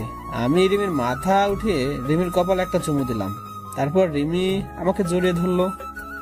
আব্বু, তুমি আমাকে জড়িয়ে না ধরে আম্মুকে জড়িয়ে ধরে আছো কেন? আমাকে জড়িয়ে ধরো, নইলে আমি দাদু ভাইকে সব বলে দেবো কিন্তু। তারপর রিমি আমাকে ছেড়ে দিয়ে স্বামীকে কোলে তুলে নিয়ে পাগলের মতো দুই গালে, কপালে, নাকে, মুখে ইচ্ছা মতো চুমু খেতে থাকলো। আমি মা ছেলের ভালোবাসা দেখছি। তারপর রিমি আমার দিকে হাত বাড়িয়ে দিল। তারপর রিমি এক পাশে স্বামীকে জড়িয়ে ধরলো আর আমাকে অন্য পাশে জড়িয়ে ধরে রিমি কান্না করে দিল। রিমি আমাকে তার বুক থেকে এক ঝটকা সরিয়ে নিল। আপনি কে যে আমাকে জড়িয়ে ধরে আছেন? বলেন কে আপনি যে আমার ছেলেকে জড়িয়ে ধরে আছেন কেন? কি বলছো এসব? মজা করো না তো।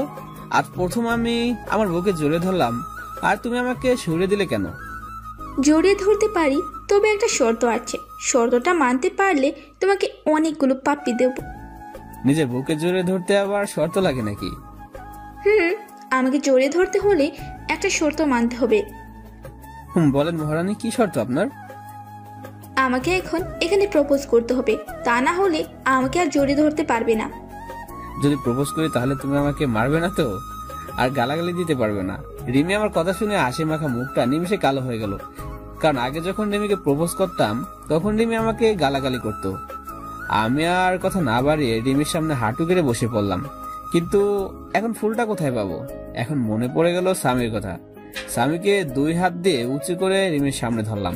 হবে কি তুমি আমার দিনের সূর্য, যা আমার জীবনকে আলোকিত করবে? হবে কি তুমি আমার ওই পূর্ণিমার চাঁদ, যে আলোকিত করবে আমার রাত?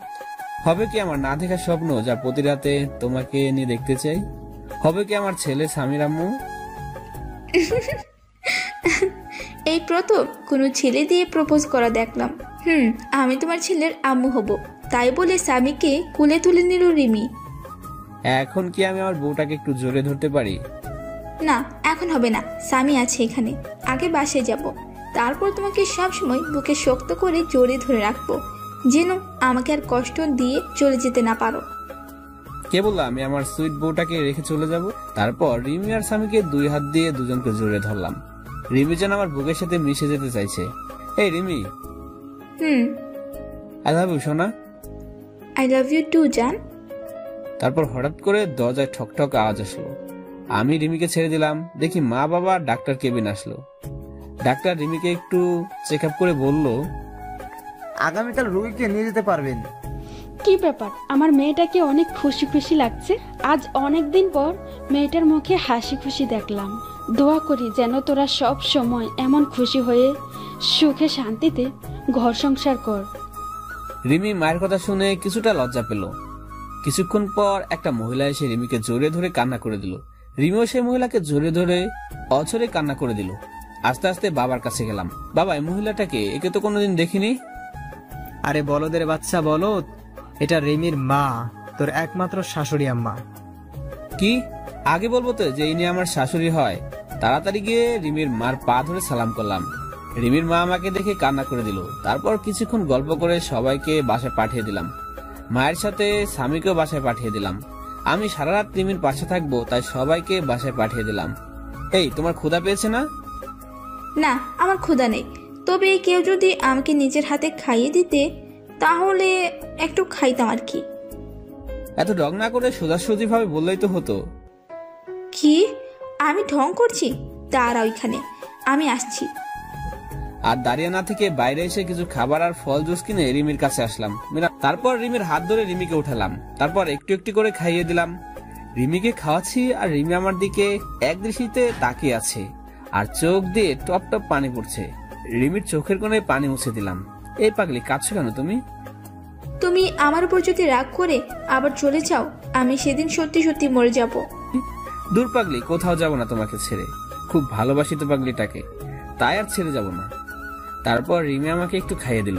তারপর রিমির বেডের পাশে একটা এক্সট্রা বেড আছে। আমি রিমির কপালে একটা চুমু দিয়ে পাশের বেডে ঘুমাতে যাব। তখন রিমি বলল, কোথায় যাচ্ছ তুমি? কেন, আমি ঘুমাবো তো। তুমি এখন ঘুমাও, আমি এখানে ঘুমাবো। রিমি এবার রাগ করে কোনো কথা না বলে মুখটা অন্যদিকে ঘুরে বসে পড়লো। আমি রিমির কাছে গিয়ে রিমিকে আমার দিকে ফিরিয়ে বললাম, এই পাগলি, রাগ করছো কেন? হঠাৎ করে মুখটা বাংলা পাচার মতো করলে কেন? রিমি আমাকে জোরে ধরে আহ্লাদি কণ্ঠে বলল, আমার সাথে আমার বেডে ঘুমাবে তুমি। খুব জোরে ধরে ঘুমাতে ইচ্ছা করছে। তোমার ওই বুকে একটু মাথা রেখে ঘুমাতে দেবা? তারপর পাগলিটাকে বুকে জোরে ধরে ঘুমিয়ে পড়লাম। পাগলিটা আমায় জোরে ধরে মনে হলো রিমি আজ পৃথিবীর সবচেয়ে খুশি। তার পরের দিন সকালে ঘুম থেকে উঠে দেখি রিমি রাতের মতো জোরে ধরে ঘুমিয়ে আছে, কিন্তু রাত থেকে এখন বেশি শক্ত করে জোরে ধরে শুয়ে আছে। তারপর রিমির কপালে একটা চুমু খেয়ে যে উঠতে যাব তখন রিমি উঠতে দিল না। তুমি কখন জাগলে? আমি তো দেখলাম তুমি ঘুমিয়েছিলে। আমি অনেক আগে উঠেছি, কিন্তু ডাকিনি, কারণ আজ সারাদিন তোমার বুকে শুয়ে থাকবো। তারপর বাসা থেকে সবাই নিতে আসলো আমাদের। তারপর আমরা সবাই বাসার উদ্দেশ্যে রওনা দিলাম। স্বামী তার মায়ের কোলে শুয়ে আছে আর রিমি স্বামীর মাথায় হাত বুলিয়ে দিচ্ছে। তারপর বাসায় এসে গোসল করে যে বের হব তখনই রিমি আবার আমার সামনে এসে জড়িয়ে ধরলো। কি ব্যাপার, আমার পাগলি বউটার আজ মনটা মনে হচ্ছে খুব ভালো। তুমি সব সময় পাশে থাকতে আমি সব সময় খুশি থাকবো। তারপর দুপুরে খাবার খাওয়ার সময় আমি রুমে আসলাম। তখন রিমি রুমে আসলো। আমি বিছানায় শুয়েছিলাম, রিমি আমার মাথার কাছে আমার মাথায় হাত বুলিয়ে দিচ্ছে। একটা কথা বলবো, রাখবে কথাটা? রিমির হাত জড়িয়ে ধরে বললাম, বলো। এতে আবার অনুমতি নেওয়ার কি আছে? না, তুমি আগে বলো যে আমার কথাটা রাখবে। আচ্ছা ঠিক আছে, তোমার কথা বলো এবার। চলো নিচে চলো, আজ সবাই একসাথে বসে লাঞ্চ করব। আমি রিমির কথা শুনে ফিক করে হেসে দিলাম। একটু কথা বলবে তাও আবার ভয় পাচ্ছে। আচ্ছা তোমার কথা রাখবো, তবে একটা শর্ত আছে। তুমি যদি শর্তটা মানতে পারো তাহলে সবাই একসাথে লাঞ্চ করব। তোমার আবার কি শর্ত? বলো কি শর্ত তোমার? এখন আমাকে গুনে 20টা পাপড়ি দিতে হবে, তারপর আমি লাঞ্চ করব। আর যদি না দাও তাহলে আমাকে আবার কষ্ট করে বাইরে থেকে লাঞ্চ করতে হবে। আমার কথা শুনে রিমি লজ্জায় মাথা নিচু করে ফেললো। যা দুষ্টু, ওটা আমি দিতে পারবো না, কেউ দেখে ফেলবে। না, কেউ দেখবে না। আর যদি না দাও তাহলে যাই বাইরে থেকে লাঞ্চ করে আসি। তাই বলে আমি যে উঠতে যাব তখন রিমি আমাকে বিছানায় ধাক্কা দিয়ে শুয়ে ফেলে দিল আর আমার বুকের উপর শুয়ে 4 ঠোঁট এক জায়গায় করে দিল। এভাবে কতক্ষণ ছিলাম জানি না, তবে আমার বেশ ভালোই লেগেছিল। তাই আমি রিমির 2 গালে হাত দিয়ে আমার কাছে টেনে নিলাম। রিমি আমাকে ছেড়ে দিয়ে যে চলে যাবে তখন আমি আবার রিমির হাত ধরে আবার আমার বুকের উপর নিয়ে আসলাম। রিমি এবার আমার গলা জড়িয়ে ধরে আমার বুকে শুয়ে আছে। এই, আমরা হানিমুন করতে যাব না? ঢং দেখে বাঁচি না, বুড়ো বয়সে হানিমুন তোমার বের করছি, দাঁড়াও। তাই বলে রিমি আমাকে মারতে থাকলো। কি আমি বুড়ো? তাহলে তুমি আমার বুড়ি সুইট বউ। না, তুমি বুড়ো হয়ে গেছো। আচ্ছা ঠিক আছে, এই বুড়োর সাথে তোমার থাকতে হবে না, আমি আবার চলে যাব। আগে আমি আর স্বামী যেখানে থাকতাম। রিমি আমার কথা শুনে আমাকে আবার শক্ত করে জোরে ধরে কান্না করে দিল। না, তুমি কোথাও যাবে না, তোমাকে আমি কোথাও যেতে দিব না। তুমি চলে গেলে এবার আমি সত্যি সত্যি মারা যাব। চুপ পাগলি, মরার কথা আর একবার যেন মুখে না শুনি। তুমি কি ভাবছো এই 5টা বছর তোমার কাছ থেকে দূরে সরে খুব খুশি ছিলাম, তাই না? তোমার কথা প্রচুর মনে পড়তো, খুব কষ্ট হতো আমার মা বাবার কথা মনে পড়লে। তাহলে তুমি এইমাত্র বললে আমাকে ছেড়ে চলে যাবে? না, তোমাদের ছেড়ে আমি কোথাও যাব না। চলো নিচে চলো, সবাই অপেক্ষা করছে আমাদের জন্য। তারপর নিচে এসে সবাই একসাথে খেতে বসলাম। রিমি স্বামীকে খাইয়ে দিচ্ছে। কতদিন পর বাড়ির রান্না খাবার খাইলাম। খাওয়া শেষে উঠতে যাব তখন বাবা বলল, আহনাফ, তুমি কি একাই ঢাকা যাবে নাকি এখানে নিজেদের ব্যবসা দেখাশোনা করবে? না বাবা, আমি আর ঢাকা যাব না, এখন নিজেদের ব্যবসা দেখব। তবে কিছুদিন পর থেকে অফিস যাব, আমাকে এক জায়গায় যেতে হবে। আর সাথে রিমি আর স্বামীকে নিয়ে যাব, আর আগামীকাল রওনা দেব। ঠিক আছে, আর সাবধানে যাস। তাই বলে রুমে চলে আসলাম। এরপর রিমি রুমে আসলো। এই, আমাদের নিয়ে তুমি কোথায় যাবে বললে না কিন্তু? কেন, সেই সময় বললাম তো হানিমুনে যাব, আর খুব গুরুত্বপূর্ণ একটা কাজও আছে ওখানে। কি এমন গুরুত্বপূর্ণ কাজ যে আমাকে বলা যাবে না? সময় হলে সবই জানতে পারবে। তারপর দিলাম একটা ঘুম। ঘুম থেকে উঠে রিমিকে বললাম গুছিয়ে নিতে, আজ আমরা ঘুরতে যাব। আচ্ছা, আমি কোন শাড়িটা পরবো? তুমি একটা কালো রঙের শাড়ি পরবে, আর স্বামীকে একটা কালো রঙের পাঞ্জাবি পরে দেবে, আর আমিও একটা কালো রঙের পাঞ্জাবি পরবো। সবাই একসাথে ম্যাচিং ড্রেস পরে বাইরে বের হব। তখন মা সামনে আসলো। বাহ, খুব সুন্দর লাগছে তোমাদের, আমারই নজর না লাগছে। তারপর আমরা বাইরে বের হয়ে একসাথে হাঁটতে থাকলাম। স্বামী মাঝখানে হাঁটছে আর আমি আর রিমি স্বামীর দুপাশে হাত ধরে হাঁটছি। রাস্তার সবাই যেন কিরকম ভাবে আমাদের দিকে বারবার তাকিয়ে আছে। এভাবে কিছু দূর যাওয়ার পর আমার কিছু পুরনো বন্ধুদের সাথে দেখা হলো। তাদের কাছে গিয়ে দাঁড়ালাম। সব শালা আমাদের দিকে তাকিয়ে আছে। এই শালা এভাবে তাকিয়ে কি দেখিস? ওই শালা এভাবে কি দেখিস? দোস্ত, তোদের খুব সুন্দর লাগছে রে, যে দেখবে সেই অনজগতে হারিয়ে যাবে। তারপর তাদের থেকে বিদায় নিয়ে একটা ফুচকা হাউসে ঢুকে 2 প্লেট ফুচকা অর্ডার করলাম আর স্বামীর জন্য জুস নিলাম। তারপর হাঁটতে হাঁটতে বাসায় চলে আসলাম। রাতে একসাথে খাবার খেয়ে রুমে চলে আসলাম। কিছুক্ষণ পর রিমি স্বামীকে কোলে করে নিয়ে বিছানায় ঘুমিয়ে পড়লো। তারপর আমি শুয়ে পড়লাম। রিমি স্বামীকে একপাশে রেখে রিমি মাঝখানে চলে আসলো আর আমার বুকে মাথা রেখে শুয়ে পড়লো। তারপর কিছুক্ষণ গল্প করে ঘুমিয়ে পড়লাম। সকালে উঠে দেখি রিমি আমার বাম সাইডে আর স্বামী ডান সাইডে আমাকে শক্ত করে জড়িয়ে ধরে শুয়ে আছে আর শুধু দুষ্টামি করছে। তারপর আমি ফ্রেশ হয়ে রিমিকে বললাম ব্যাগপত্র গুছিয়ে নিতে, সকাল 10টায় গাড়িতে যাব। তাই তাড়াতাড়ি বাস স্ট্যান্ডে গিয়ে বাসে উঠে পড়লাম। আমরা কোথায় যাচ্ছি বলবে একটু? আমরা সবাই কক্সবাজার যাচ্ছি। তারপর রিমি আমার কাঁধে মাথা রেখে আমাকে জড়িয়ে ধরে ঘুমিয়ে পড়লো আর স্বামী আমার কোলে ঘুমাচ্ছে। আমরা ভোর 6টার সময় চিটাগাং পৌঁছালাম। তারপর রিমিকে ডাক দিলাম। তারপর বাস থেকে নেমে একটা রিক্সা নিয়ে সোজা চলে আসলাম সে চায়ের দোকানে, যেখানে ঠিক 5 বছর আগে একটা বাচ্চা ছেলেকে নিয়ে এসেছিলাম। দোকানদারের কাছে গিয়ে দেখলাম চাচা এইমাত্র দোকানটা খুললো। গিয়ে চাচাকে জড়িয়ে ধরলাম। চাচা আমাকে দেখে খুশিতে জড়িয়ে ধরলো। তারপর স্বামী আর রিমিকে ডাক দিলাম, চাচা দেখেন তো চিনতে পারেনি কিনা। ভালো করে দেখলো, কিন্তু স্বামীকে চিনতে পারছেন না।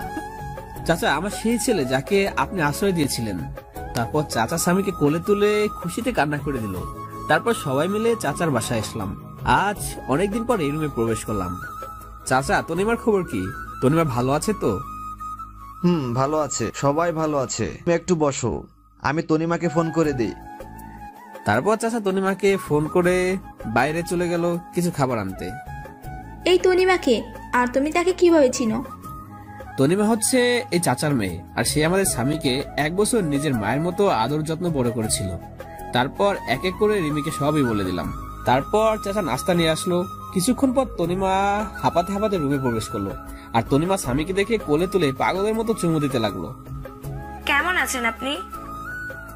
আমরা ভালো আছি। আর এই হচ্ছে স্বামীর আম্মু।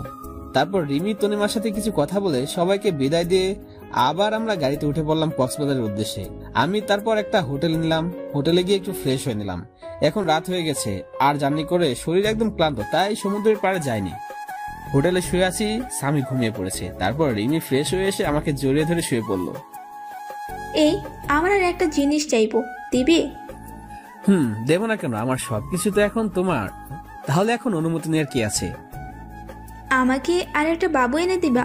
স্বামীর জন্য আর একটা বোন দরকার। কিন্তু স্বামীর মতো যদি সেও ওরকম অবহেলা পায় তাহলে তো আমি সহ্য করতে পারবো না। রিমি এবার আমার বুকের উপর থেকে নেমে পড়লো আর অন্যদিকে মুখ করে কান্না করছে। আমার লক্ষ্মী বউটা রাগ করলো। আরে আমি তো তোমার সাথে মজা করেছিলাম। এই পাগলি রাগ করছো কেন? আমি তোমার সাথে তো ফান করলাম। আচ্ছা ঠিক আছে, একটা না পুরো কাবাডি খেলার টিম তৈরি করবো, ঠিক আছে? রিমি এবার আমার দিকে ফিরে বলল, প্লিজ তুমি আর পুরনো কথা বলবে না। খুব কষ্ট হয় সেই পুরনো কথা মনে পড়লে। আর কখনো বলবে না ওইসব কথা। এবার আমি রিমিকে টেনে নিয়ে জড়িয়ে ধরলাম। আচ্ছা, স্বামীর জন্য একটা বোন নিয়ে আসতে হলে তো অনেক পরিশ্রম করতে হবে। যা দুষ্টু, তোমার কোনো লজ্জা নেই? পাঠক পাঠিকারা তো সব দেখে ফেলবে। আগে লাইট নেবে আসো, না হলে সবাই সব দেখে ফেলবে। ভাইয়া ও আপুরা, এখন আমরা স্বামীর জন্য একটা মিষ্টি বোন নিয়ে আসতে যাচ্ছি।